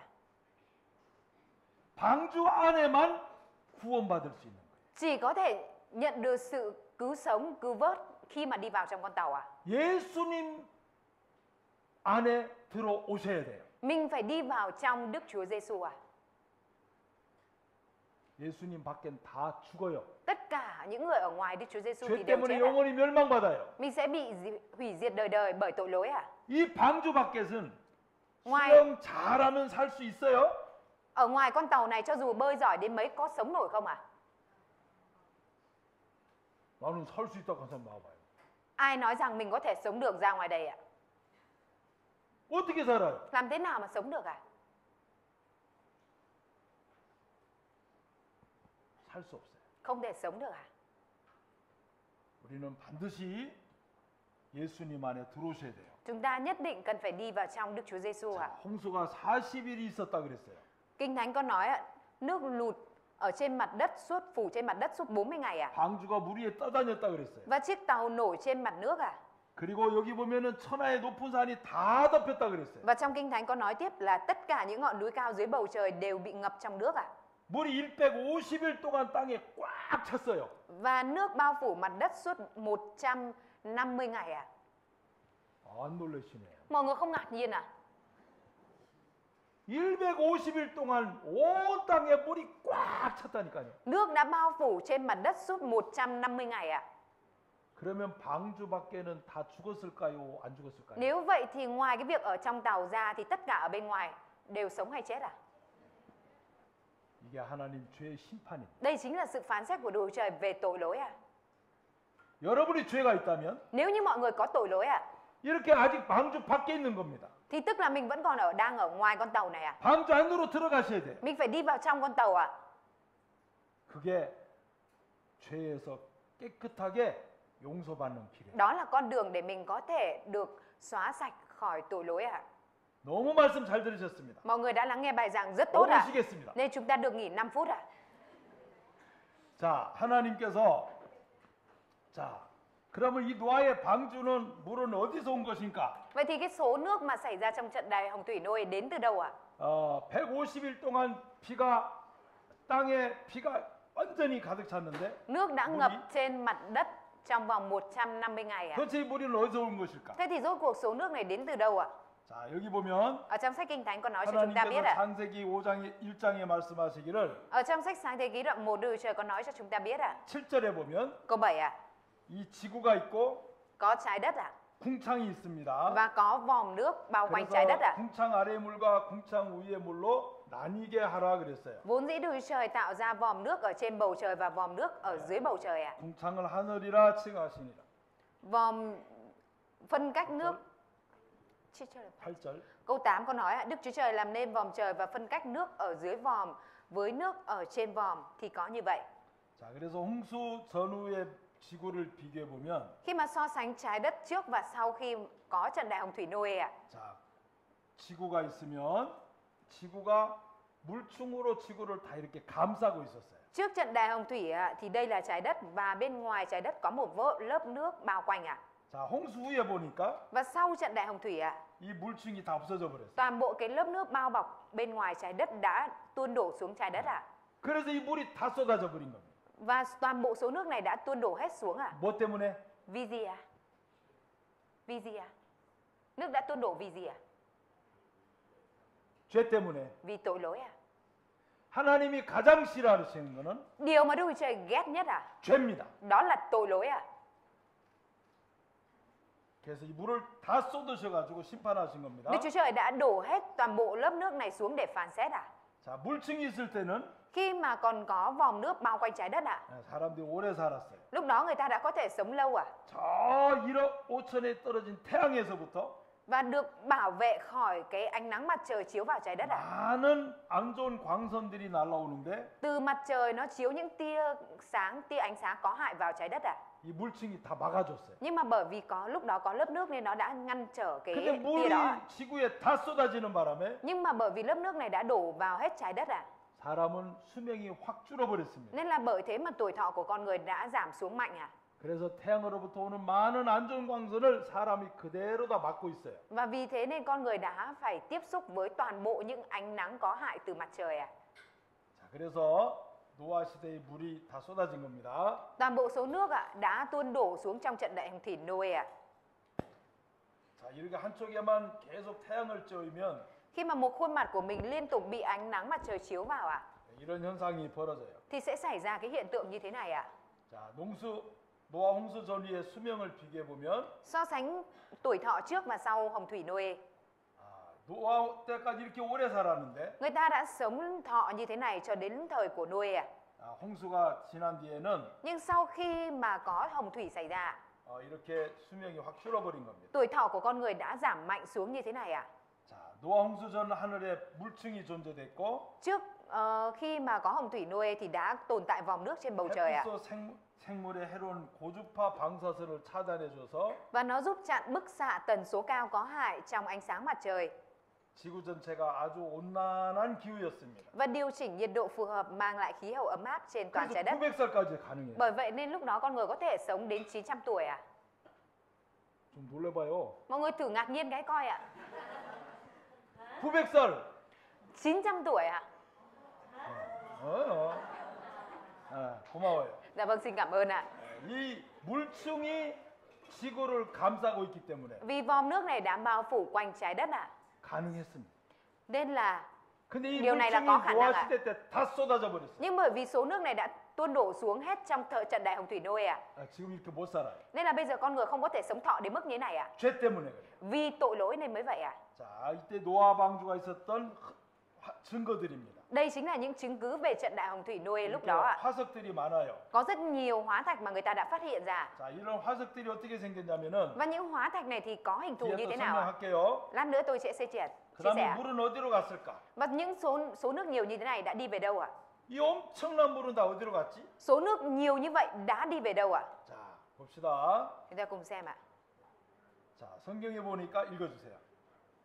Trong kinh thánh có câu ạ, các tầng trời được làm nên bởi lời Đức Giê-hô-va, tất cả đạo binh tinh tú do hơi thở của miệng Ngài mà có, Ngài thu tất cả nước biển lại thành đống và chứa nước sâu trong kho. 바닷물을 모아 무더기 같이 쌓으셨다 그래요. Ngài thu tất cả nước biển lại thành đống 깊은 물을 곳간에 두셨어요. và chứa nước sâu trong kho. 하나님께서는 노아 방주에 엄청난 물이 있었는데 Trong trận đại hồng thủy Noe, Đức Chúa Trời đã để cho một số lượng lớn nước rơi xuống ạ. 깊은 바다에다가 가둬놓으셨어요. Nhưng mà Ngài đã dùng đáy biển sâu để bảo quản số nước này xuống ạ. 그리고 파란 글씨만 읽으세요. Và màu 얼음이 vàng. 열고 Ngài tạo nên nước đá, nước mênh mông đông cứng thành bằng. 예, 물이 줄어들었다. Bởi đó mà cái lượng nước đó mới được thu lại à? 예, 남쪽과 북곡에다가 큰 얼음으로 얼어놨어요. Ngài đã thu lại nước thành một tảng băng rất lớn ở Nam và Bắc cực, ở hai cực à? 이해가 되시나요? Mọi người có hiểu không ạ? 네. Dạ. 자, 그래서 이렇게 남극과 북극은 얼음으로 돼 있는. Bởi vậy nên Nam cực và Bắc cực được cấu tạo bởi lớp băng rất dày à? 얼음으로 얼면은 물이 줄어들겠죠? Vì là băng đã được đóng lại và thu nước như thế nên là nước giảm xuống, đúng không ạ? 자, 그리고 깊은 곳에 물을 Và 두셨는데, trong Kinh Thánh Ngài đã nói rằng Ngài chứa nước sâu trong kho ạ. 자, 여기 마리아나 해구예요. Đây chính là rãnh Mariana. 자, 여기는 몇 메타냐면은 11,000m가 들어가요. Và cái độ sâu của rãnh Mariana dưới biển là 11.035 mét ạ. 몇 메타요? Bao nhiêu mét đây ạ? 10,000m. Là 11.000 mét ạ. 그러니까 하나님께서 바다 깊은 곳에다가 물을 갖다 두셨어요. Đức Trời đã bảo quản số nước đó ở trong đáy biển sâu ạ. 자, 그래서 물이 그렇게 얼리고 깊은 바다에 가둬놓으신 겁니다. Ngài vừa đóng băng cái số nước này lại thành đống và bảo quản số nước còn lại ở trong biển sâu ạ. 자, 이 지구상에는 홍수의 결과물이 너무 많아요. Và hiện tại ở trên trái đất ạ, có rất nhiều những dấu tích của trận đại hồng thủy ạ. 자, 대홍수 피할 수 없는 역사적 사실 그랬습니다. Đại hồng thủy, sự thật lịch sử không thể tránh khỏi. 물고기 화석도 있고 Người ta phát hiện ra những hóa thạch cá, 염호도 있고, phát thành ra hồ muối ạ. 염호는 산 위에 소금으로 돼 있어요. Hồ muối ở đây là những cái khu vực muối nhưng mà lại ở trên núi ạ. 어떻게 산 위에 소금이 있어요? Làm thế nào mà ở trên núi lại có muối ạ? 밑에서 날랐나요? Có phải là người ta kéo từ dưới lên trên để đấy không ạ? 노아 시대에 Trong thời đại của Noe ạ, 온 산이 물이 덮여 있어서 toàn bộ núi đã bị bao phủ bởi nước ạ. 그 바닷물이 Nên là số nước biển này ạ, 수증기가 날아가니까 khi mà nó bốc hơi lên ạ, 거기 바다 산 위에 이 소금이 잔뜩 있는 거예요. nên là những cái số nước còn lại nó bốc hơi và nó còn lại đọng lại muối ở trên những cái khu vực núi đó ạ. 그리고 퇴적암은 Và sự tồn tại của đá trầm tích 홍수로 생긴 퇴적암입니다. chính là những cái đá trầm tích được hình thành bởi trận đại hồng thủy ạ. 뒤에다 보여드릴게요. Tôi sẽ cho mọi người xem ở đằng sau 자, ạ. 염호는 Còn sự tồn tại của hồ nước mặn ạ, 바닷물이 육지로 넘쳐 들어진 겁니다. là do được hình thành do nước biển tràn vào trong lục địa và khi nó kéo xuống thì nó còn để lại cái đó ạ. 자, 그리고 화석은 Và hóa thạch ạ, 홍수로 생겨난 퇴적암 속에만 화석이 나오며 전세적으로 골고루 분포돼 있어요. nó là những hóa thạch được tạo ra bởi những cái lớp đá trầm ở trong những lớp đá trầm tích và nó được phân bổ ở trên toàn thế giới ạ. 하나씩 보세요. Chúng ta sẽ cùng xem từng cái ạ. 퇴적암이 이렇게 만들어졌죠. Đá trầm tích đã được tạo ra như thế này đúng không ạ? 산 위에 소금 호수가 있죠. Và trên núi thì có hồ nước mặn đúng không ạ? 화석이 만들어졌죠. Và có hóa thạch được tạo ra 노아방주가 있어요. và còn có con tàu 자, ạ. 이게 모든 Noe ạ. 증거들입니다. Đây đều là chứng cứ về trận đại hồng thủy Noe ạ. 자, 퇴적암 보실래요? Mọi người hãy xem đá trầm tích ạ. 베트남에 이런 거 혹시 있어요? Việt Nam không biết có đá trầm tích trông có hình thù đá như thế này không ạ? 황탕? Có 있어요? hả? Có hả? 자, 이런 거 보셨어요? Mọi người đã bao giờ nhìn thấy những cái lớp đá như thế này chưa ạ? 여기서 보셨잖아요, 지금. Mọi người đang nhìn thấy ở đây rồi đấy thấy ạ? 자, 이런 거 보셨어요? Mọi người đã bao giờ thấy những cái này chưa ạ? 네. 자, 이렇게 갑자기 물이 흘러서 만들어지는 겁니다. 흙과 모래와 바위들로 갑자기 흘러내리면서 만들어진 거예요. Đá trầm tích là được tạo ra bởi dòng chảy bùn bao gồm cả bùn đất đá chạy rất là nhanh và sau đó là nó thành những cái lớp đất chồng chất lên ở bên dưới ạ. 자, 이렇게 높은 산이 Một núi cao như thế này ạ. 무너져 내리면서 Trong lúc mà nó bị 화산으로 아. 폭발되면서 khi mà núi lửa đổ ạ, 이런 퇴적암이 3일 만에 chỉ 만들어진 거예요. trong vòng 3 ngày nó đã tạo ra lớp trầm tích này ạ. 그러니까 홍수 시대 Nên là trong thời trận đại hồng thủy ạ, 갑자기 만들어지는 거예요. cái lớp trầm tích này nó đã được tạo ra một cách đột ngột ạ. 네. 홍수가 있다는 사실을 증거하고 있는 겁니다. Việc này đang minh chứng rằng trận đại hồng thủy là sự thật ạ. 그래서 이 퇴적암도 만들어지고 Bởi vậy nên nhờ đó mà có lớp đá trầm tích được tạo ra. 이게 세계 분포도의 그 태저가 만들어진 모습이에요. Đây chính là bản đồ phân bố những nơi trên thế giới có lớp đá trầm tích được bao phủ ạ. 자, 그리고 여기 보면은 Và ở đây ạ, 자, 화석을 한번 보여줄게요. tôi sẽ cho mọi người thấy đá trầm tích 소금 ạ. 호수를 보면은 Anh như ở đây 자, có, 이게 소금 호수예요. đây chính là hồ muối ạ. 이거 어떻게 산 위에 만들어져요? Làm thế nào mà cái này được tạo ra ở trên núi ạ? 산 위에 바닷물이 채워졌었다는 거예요. Bởi điều này minh chứng rằng nước biển đã ngập cả trên núi ạ. 언제? Khi nào ạ? 노아 홍수 시대 때. Trong thời của Noe ạ. 네. 자, 몽골 홉스골 요모예요. Đây chính là hồ muối Hopskoy ở Mông Cổ ạ. 자, 여기도 오스트리아 소금 광산이에요. Đây chính là mỏ muối ở Áo ạ. 자, 이곳은 연간 3만 톤의 소금이 생산하고 있다고 돼 있어요. Người này có nói hiện nay nơi này sản xuất 3 triệu tấn muối mỗi năm ạ. 여기는 세네갈 요모고, Đây là hồ muối Senegal ạ. 자, 여기도 호수예요. Đây cũng là hồ muối ạ. 자, 안데스 산맥에도 Kể cả ở trong dãy Andes ạ, 이렇게 소금이 cũng 있어요. có muối ạ. 어디 그 높은 산에 소금이 있어요? Làm thế nào mà ở trên núi cao như vậy lại có muối ạ? 밑에서 퍼날른 거 아니에요. Không phải là người ta kéo ở bên dưới xong người ta đổ lên trên đấy đâu 이 ạ. 많은 걸 어떻게 퍼날라요? Bởi vì làm sao mà người ta có thể kéo cả một đống lớn như thế này cho lên đây được ạ? 노아 시대 때 Trong thời đại của Noe ạ, 바닷물에 의해서 bởi nước biển đã bao phủ ạ, 만들어진 겁니다. nên là nó mới được tạo ra hồ muối như thế này ạ.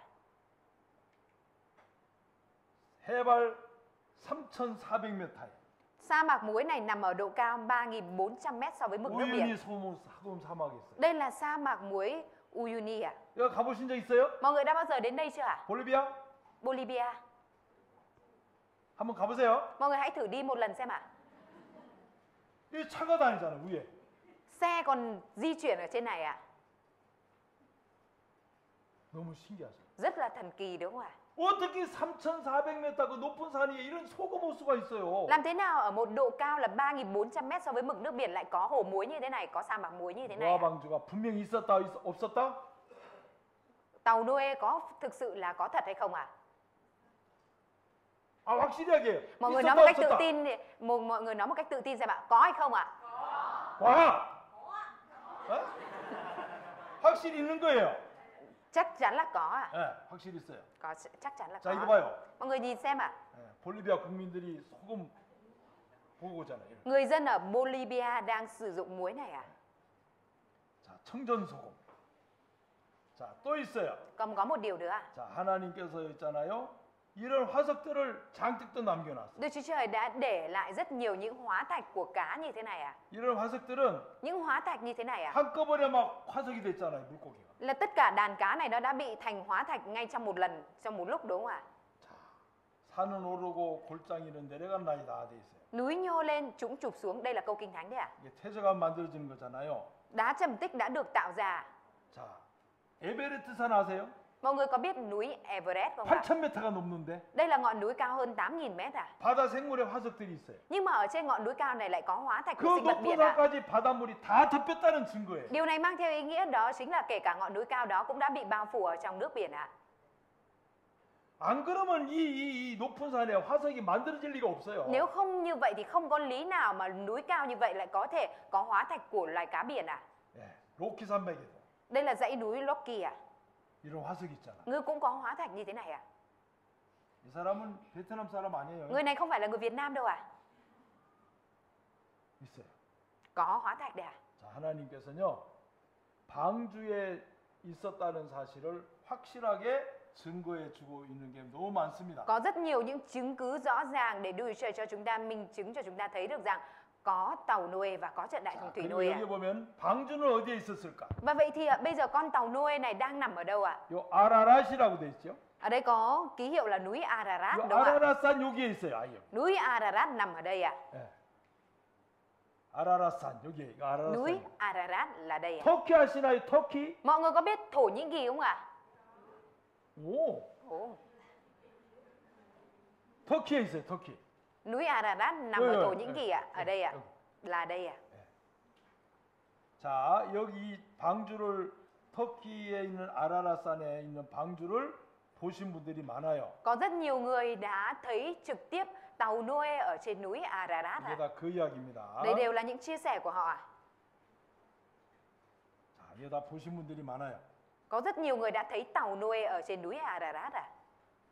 세계적으로 노아 방주에 관한 이야기가 많이 기록되어 있습니다. Ở trên thế giới có rất nhiều những ghi chép về con tàu Noe à? 예. 자, 그리고 노아의 방주 묻힌 곳 해발 5,165m 있다. 되어 있습니다. Nơi tàu Noe bị chôn vùi, độ cao 5.165 mét so với mực nước biển. 아라트 산정의 얼음 속에 있다. Tàu Noe nằm trong lớp băng tuyết trên núi Ararat. 자, 성경 찾겠습니다. Chúng ta cùng tìm sách Kinh Thánh ạ. 창세기 8장 Sách Sáng thế ký đoạn 8 ạ.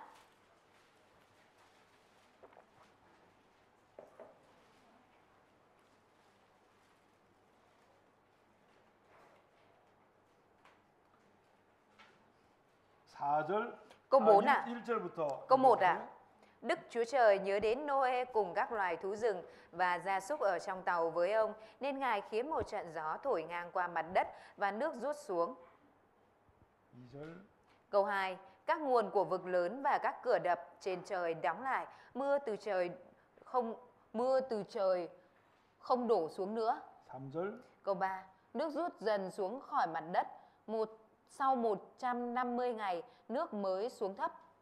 4절 Câu 4. Vào ngày 17 tháng 7, chiếc tàu tấp trên núi Ararat. 자, 3,600년 전 3.600 năm trước à? 방주는 Con tàu Noe à? 아라라산에 있었다. Đã được tấp ở trên núi Ararat 하나님이 à? 아라라산에 딱 두신 거예요. Đức Chúa Trời đã để nó ở trên trên núi 왜 Ararat. 두셨어요? Tại vì sao Ngài lại để nó ở đấy à? 여기다가 왜 갖다 놨어요? Tại vì sao Ngài lại đem nó để đấy à?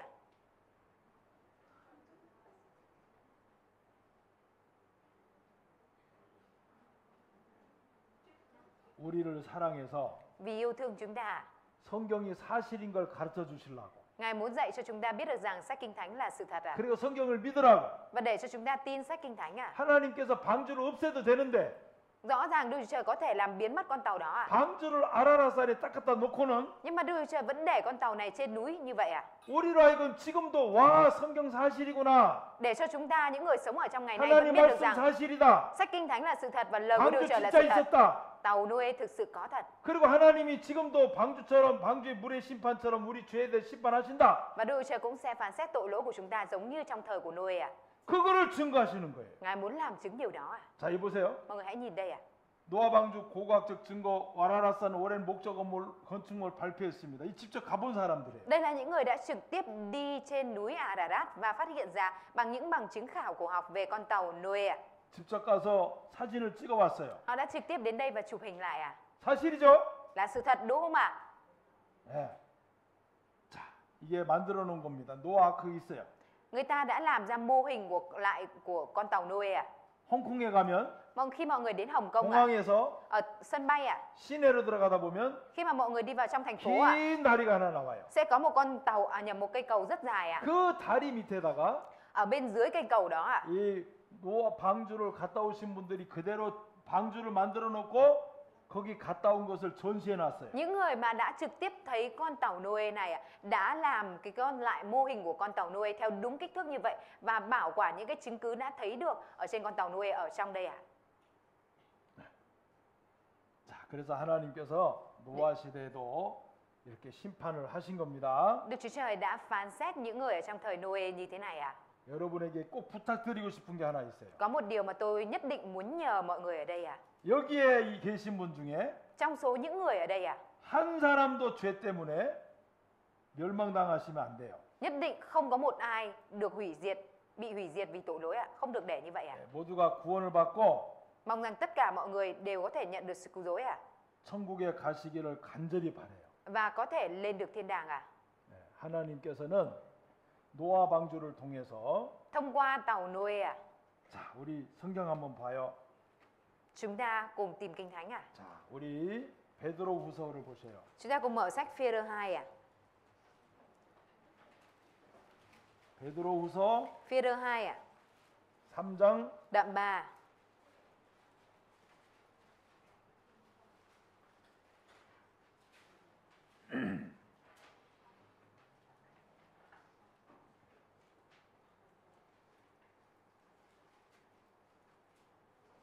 베드로후서 3장 6절 보세요. Phê-rơ 2 đoạn 3 câu 6 ạ.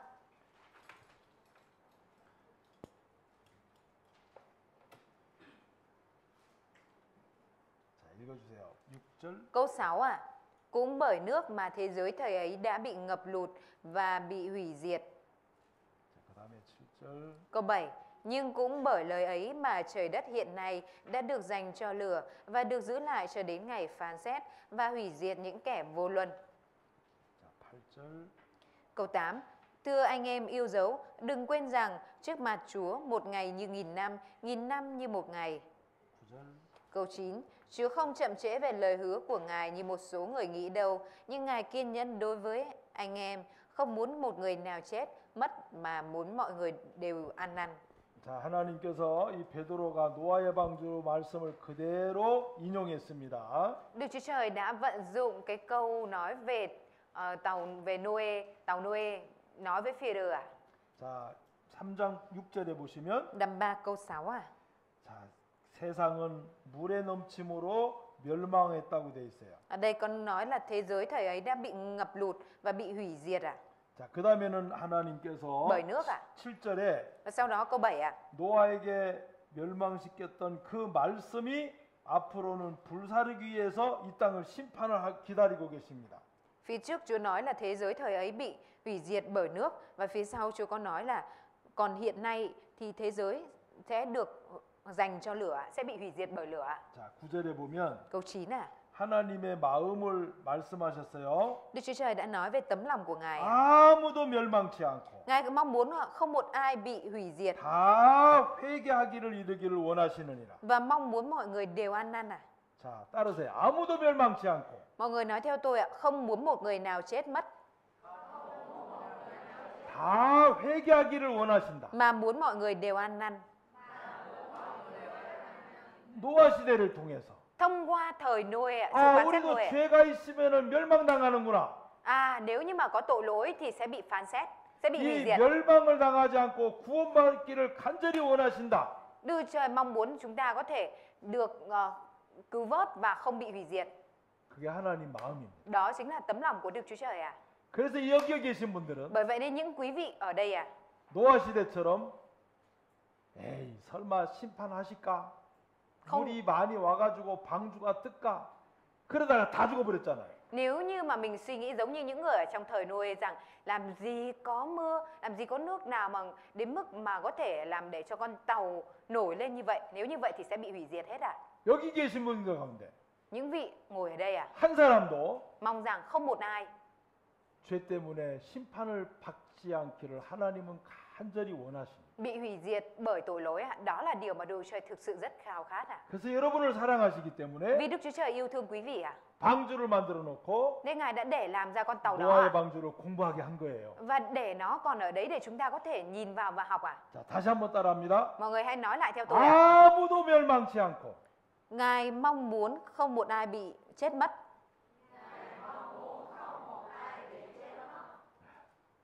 하나님 진짜 멸망받는 거 원하시지 않아요. Đức Chúa Trời thực sự không mong muốn ai bị hủy diệt, không mong muốn ai bị 그래서 chết mất 이번 ạ. 주에 꼭 죄에서 구원 받으셔야 돼요. Bởi vậy nên nhất định trong tuần này mình nhất định phải nhận được sự cứu rỗi khỏi tội lỗi ạ. 아시겠죠? Mọi người biết chưa ạ? 네. 자, 여기 한번 읽겠습니다. Chúng ta cùng đọc câu này ạ. 시작. Theo như đã định cho loài người phải chết một lần rồi chịu phán xét. 하나님을 안 믿고 Không tin Đức Chúa Trời à? 말씀을 안 믿어도 Và cho dù mình không tin Đức Chúa Trời, không tin lời của Chúa ạ, 하나님께서 이렇게 정해놓은 걸 누구도 피할 수가 없어요. thì cũng không ai có thể tránh khỏi định luật mà Đức Chúa Trời đã định ra này ạ. 자, 사람은 한번 다 죽어요, 안 죽어요? Con người ai cũng có chết hay không chết à?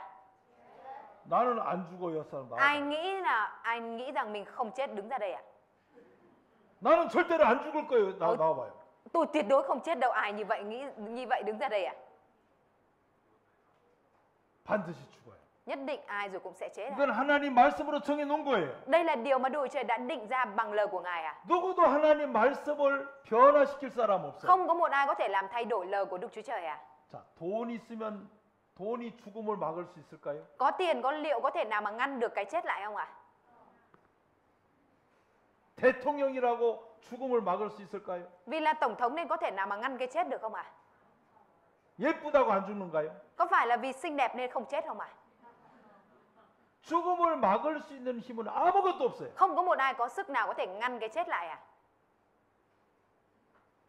예수님만이 Chỉ có mỗi Đức Chúa Giêsu à? 죽음을 넘을 수 있는 길이 있어요. Mới có con đường để cho chúng ta có thể vượt ra khỏi cái chết à? 유일한 길입니다. Đó là con đường duy nhất à? 그래서 예수님은 나는 길이요 그러셨어요. Vì thế nên Đức Chúa Giêsu mới nói là ta là đường đi à? 그리고 그 후에는 Và sau cái chết à? 사람이 죽은 뒤에는 Sau cái chết của con người à? 심판이 있어요. Thì sẽ có sự phán xét à? 죄에 대해서 반드시 심판하세요. Ngài nhất định sẽ phán xét về tội lỗi à? 정말 중요한 거. Đây là điều thực sự quan trọng à? 자, 우리는 Chúng ta 자 이스라엘 역사를 조금만 더 배울게요. mình sẽ cùng học một chút về lịch sử của Israel 자, à? 지금까지는 Cho đến bây giờ à? 성경이 하나님 말씀이고 Chúng ta đang học về những chứng cứ rằng sách Kinh Thánh là sự thật à? 성경이 사실인 것을 증거했어요. Và lời Kinh Thánh là sự thật à? 자, 지금부터는 Từ bây giờ à? 증거가 아니라 Không phải là những chứng cứ này nữa à? 하나님이 살아계신 것을 증인으로 나타난 이스라엘입니다. Mà bây giờ chúng ta sẽ học về nhân chứng của Đức Trời là dân Israel à? 예, 증인이 있으면 너무 분명하잖아요. Nếu như mà có thêm cả nhân chứng nữa thì rất rõ ràng đúng không ạ? 자, 이스라엘은 이스라엘. 하나님께서 만드신 아주 아름다운 나라입니다. Israel là một đất nước rất đẹp mà Đức Trời đã tạo ra. 자, 그래서 여기 창세기 12장 1절, 2절, 3절에 보면 Vì thế nên ở trong sách Sáng Thế Ký đoạn 12 thì câu 1, câu 2, câu 3 하나님이 아브라함을 부르셔서 Đức Chúa Trời đã kêu gọi Abraham à? 큰 민족을 이루고 Và đã hứa với ông rằng sẽ biến ông thành một dân lớn à? 야, 여기 큰 민족은 이스라엘입니다. Một dân lớn này chính là dân Israel à? 그리고 복의 근원이 된다 Và 그랬습니다. Ngài sẽ khiến ông thành một nguồn phước 이 à? 복의 근원은 아브라함의 씨를 통해서 예수님이 탄생할 걸 말씀하는 거예요. Nguồn phước ở đây là nói về việc thông qua Abraham, từ hạt giống của ông sẽ sinh ra Đức Chúa Giêsu à? 그래서 하나님은 아브라함을 약속의 땅 가나안 땅으로 보내가지고 Vì 이스라엘이라는 큰 나라를 만들고 그 이스라엘을 통해서 예수님이 탄생하는 겁니다. Vì thế nên Đức Trời đã dẫn Abraham đến vùng đất mà Đức Trời ban cho ông là Canaan và từ đó mà xây dựng đất nước hùng mạnh là Israel và từ dân sự đó mà sinh ra Đức Chúa Giêsu à? 자, 그래서 하나님 아브라함을 부르신 겁니다. Đức Chúa Trời đã kêu gọi Abraham à? 자, 그리고 아브라함을 불러서 Ông đã kêu gọi Đức Chúa Trời đã kêu gọi Abraham à? 지금 이스라엘 백성들이 살고 있는 가나안 땅으로 인도하신 겁니다. Và dẫn ông đến đất Canaan chính là đất mà Israel đang sống ngày nay à? 자, 그리고 이스라엘을 민족을 만드시고 Đức Chúa Trời tạo ra dân Israel à? 예수님을 탄생시키는 게 하나님의 계획이었어요. Và để cho Đức Chúa Giêsu được sinh ra, đấy chính là kế hoạch của Đức Chúa Trời à? 하나님은 정말 대단하신 분이에요. Đức Chúa Trời thực sự là đấng tuyệt vời à? 왜냐하면 Tại vì sao à? 없는 나라도 만드시는 거예요. Ngài tạo ra một quốc gia không có thành có à? 대단하잖아요. Rất tuyệt vời đúng không ạ? 그리고 Và một điều nữa, 예수님은 Đức Chúa Giêsu à? 우리 시대에 2000년 전에 태어나신 분이에요. Là đấng đã được sinh ra cách thời đại của chúng ta bây giờ là hơn 2000 năm trước đây à? 그리고 예수님과 아브라함 사이에 2000년 사이가 있어요. Và giữa từ thời của Đức Chúa Giêsu và thời của Abraham là cách nhau khoảng 2000 năm à? 그러면 2000년 후에 예수님을 탄생할 것을 계획하시는 분이에요. Vậy thì Đức Chúa Trời là đấng đã kế hoạch về Đức Chúa Giêsu, là đấng sẽ sinh ra cách thời của Abraham 2000 năm sau đó à? 몇 년이요? Cách bao nhiêu năm à? 2000년. 2000 năm à? 여러분들은 계획 세울 때 2000년을 세우세요?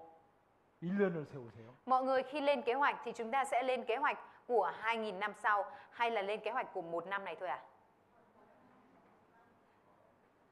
1000년 후에 거? Chúng ta lên kế hoạch của 1000 năm sau à?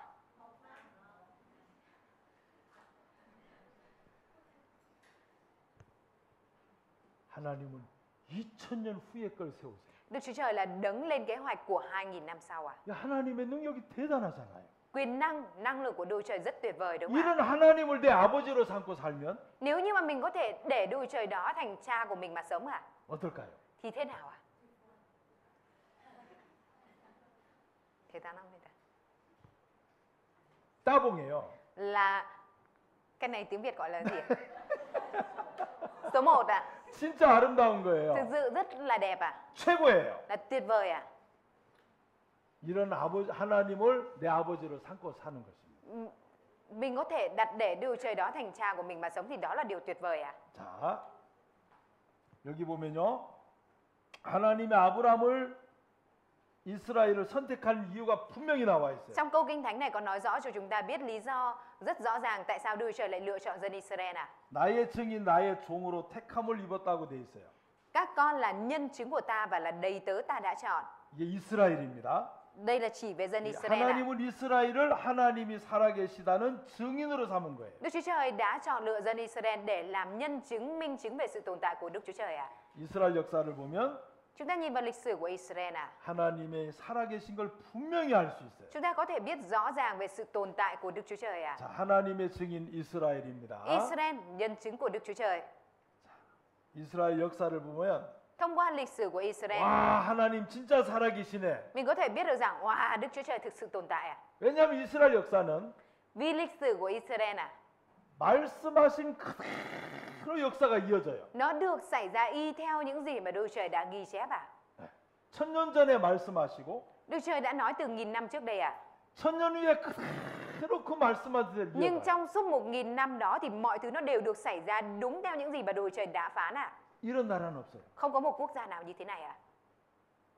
모든 나라 역사는 다 시간이 지나간 뒤에 과거를 보고 역사가 만들어져요. Lịch sử của mọi quốc gia trên thế giới đều là được ghi chép sau khi mà những chuyện đó đã xảy ra trong một thời gian dài sau đó mới ghi chép lại ạ. 이스라엘 역사는 Còn lịch sử của Israel ạ, 옛적부터 là từ ngày xa xưa 현재 일을 다 기록해 놨어요. đã được ghi chép về mọi thứ của lịch sử dân đó cho đến tận hiện tại ạ. 이스라엘 뒤에는 Đằng sau Israel ạ, 하나님께서 말씀하신 그대로를 이스라엘 이끌어 가시는 거예요. có Đức Chúa Trời và Đức Chúa Trời phán mà mọi thứ đều được dẫn dắt y theo lời và Đức Chúa Trời đã phán ạ. 하나님의 능력이 함께하는 겁니다. Quyền năng của Đức Chúa Trời ở cùng với dân Israel ạ. 자, 그래서 보면은 이스라엘이 바로 여기 있어요. Israel nằm ở khu vực này ạ. 미국이고 Ở phía bên kia là Mỹ ạ. 한국이고 Ở phía bên này là Hàn Quốc. 요 딱 중간이 이스라엘입니다. Israel nằm ở trung tâm của địa cầu ạ. 네. 요만해요. Quốc gia nhỏ xíu như thế này thôi ạ. 네. 자, 이스라엘 역사는 Lịch sử Israel 기적의 때입니다. đó là kỳ tích ạ. 그리고 하나님을 증거한다. Và lịch sử Israel minh chứng về sự tồn tại của Đức Chúa Trời. 자, 하나님 아브라함을 갈대아울에서 불렀습니다. Đức Chúa Trời đã kêu gọi Abraham từ Ur xứ Canh Đê ạ. 하란을 거쳐서 và dẫn ông đến Haran. 지금의 이스라엘 땅 이쪽으로 인도하신 거예요. Rồi sau đó dẫn ông vào trong đất của Israel ngày nay. 요 옆에가 지중해입니다. Bên phía bên cạnh là biển Địa Trung Hải ạ. 요 지중해 바로 옆에가 이스라엘이에요. Cạnh biển Địa Trung Hải đó chính là Israel ạ. 세상에서 가장 중앙에 있는 바다가 지중해입니다. Biển Địa Trung Hải mang theo ý nghĩa đó chính là biển nằm ở trung tâm của trái đất ạ. 그리고 그 옆에가 이스라엘이 딱 자리 잡고 있어요. Và đất của Israel nằm ngay bên cạnh biển Địa Trung Hải ạ. 저는 갔다 왔어요. Tôi đã từng đến Israel ạ. 가보는 게 진짜 있었어요. Thực sự là tôi đã đến Israel ạ và có Israel ạ. 예수님이 배 타고 지나가셨던 갈릴리 호수도 가봤어요. Tôi cũng đã đi đến hồ Galilee là nơi mà Đức Chúa Giêsu đã đi thuyền ở trên đó ạ. 그 옆에 베드로 식당도 있어요. Ở bên cạnh đó còn có 식당 gì không? 예. Ở bên đó còn có nhà 지금 nhà 베드로가 hàng 있는 건 Führer. 베드로가 있는 거 아니에요. Nhà hàng Führer chứ không phải là có Führer tồn tại bây giờ ạ, mà có nhà hàng mang tên là Führer ạ. 이름만 베드로 식당이에요. Chỉ là tên của nó là Führer thôi ạ. 거기서 고기도 먹어봤어요. Tôi cũng đã ăn thịt ở cái quán đó ạ. 진짜 있습니다. Thực sự có ạ. 자, 그리고 거기에서 아브라함이 이삭을 낳았고 Ở tại đất này ạ, thì Abraham đã sinh Isaac ạ. 야곱을 낳았고 Isaac sinh Jacob vậy sao? 지금의 이스라엘이라고 말하는 야곱입니다. Jacob ngày nay được gọi là Israel ạ. 그리고 야곱을 통해 12아들이 나온 겁니다. Và từ Jacob đã sinh ra 12 người con trai ạ. 자, 그리고 하나님께서는 이들을 이끌으셔서 Đức Chúa Trời đã dẫn dân sự này, đã dẫn họ 에집트에서 sang đất Ai Cập ạ. 그리고 다시 가나안 땅으로 이끌어 오시는 겁니다. Và rồi sau đó Ngài lại dẫn dân này lại quay lại đất Canaan ạ.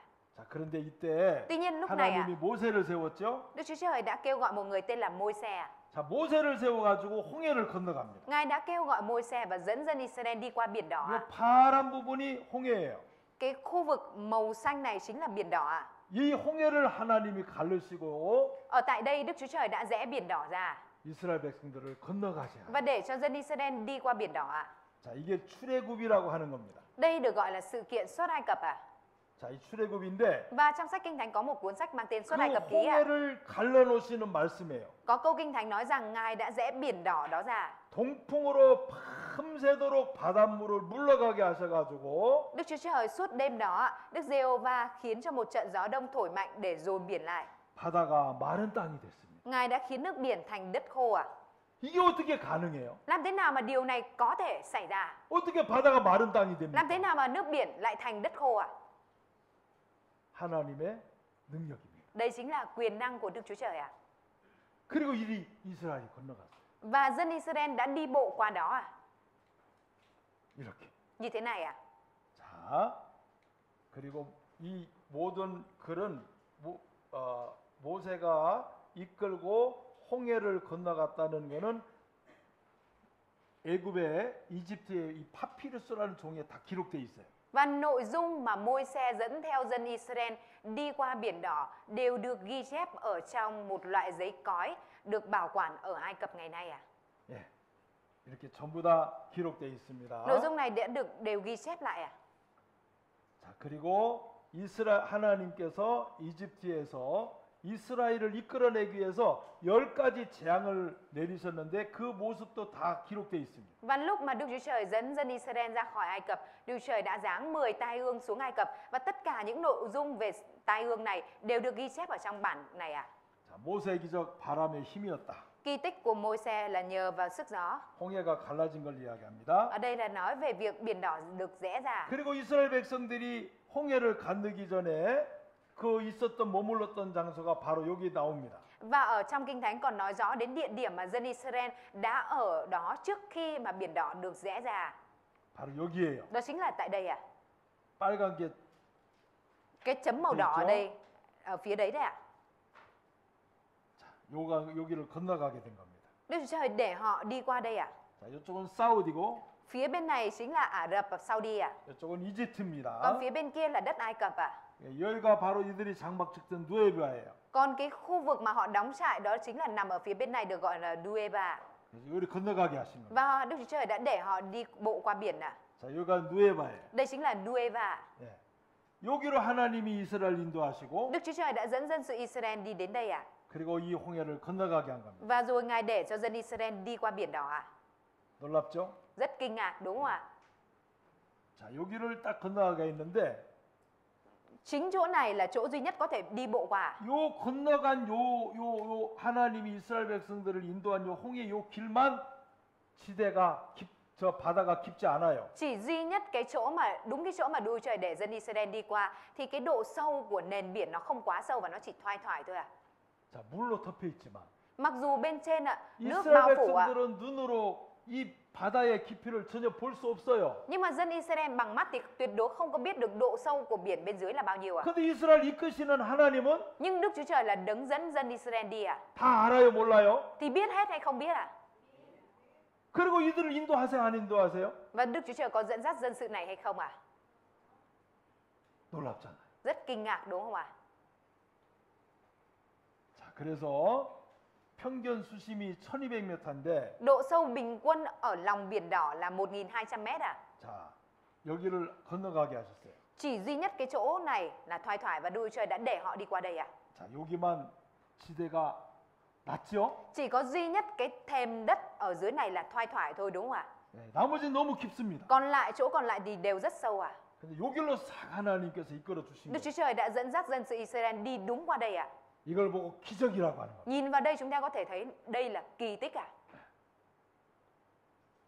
하나님을 내 아버지로 삼고 내 주인으로 삼는 것은 Cái việc mà đặt Đức Chúa Trời làm cha của mình, làm chủ nhân của mình 구원받고 하나님 자녀가 될 때 Khi mà mình nhận được sự cứu rỗi và trở thành con cái của Đức Chúa Trời ạ, 하나님은 우리를 이렇게 이끌어 가시는 거예요. thì Đức Chúa Trời sẽ dẫn dắt mình như thế này ạ.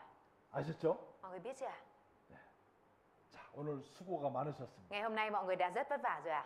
자, 내일 계속 이어서 말씀드리겠습니다. Ngày mai tôi sẽ chia sẻ tiếp ạ. 자, 오늘 2시간 동안 말씀 듣느라고 고생 많았습니다. Mọi người đã vất vả nhiều trong việc nghe bài 자, giảng trong 옆에 2 보고 tiếng ạ. 인사하겠습니다. Chúng 수고하셨습니다. ta sẽ quay sang và chào người bên cạnh là vất vả rồi ạ. 자, 그리고 약속하겠습니다. Và chúng ta sẽ thò tay ra, 자, 새끼손가락 걸고 bỏ ngón út ra, 내일 봐요. hứa và hẹn mai gặp lại ạ. 빨리 약속하셔야 돼요. Nhanh chóng hứa đi ạ. Ai không hứa không được về ạ.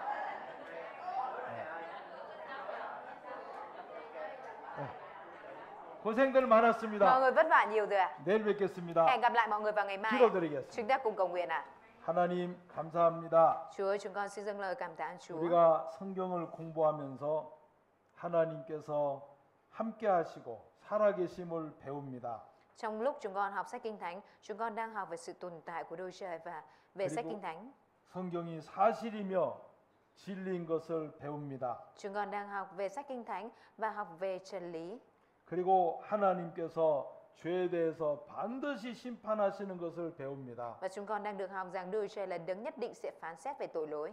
이곳에 기도하고 있는 모든 분들을 기억해 주시고 Nguyện xin Chúa ngài nhớ đến tất cả những người đang cầu nguyện ở đây. 한 사람도 죄 때문에 멸망당하지 않도록 도와주시옵소서. Xin Chúa ngài giúp đỡ để không một ai bị hủy diệt bởi tội lỗi.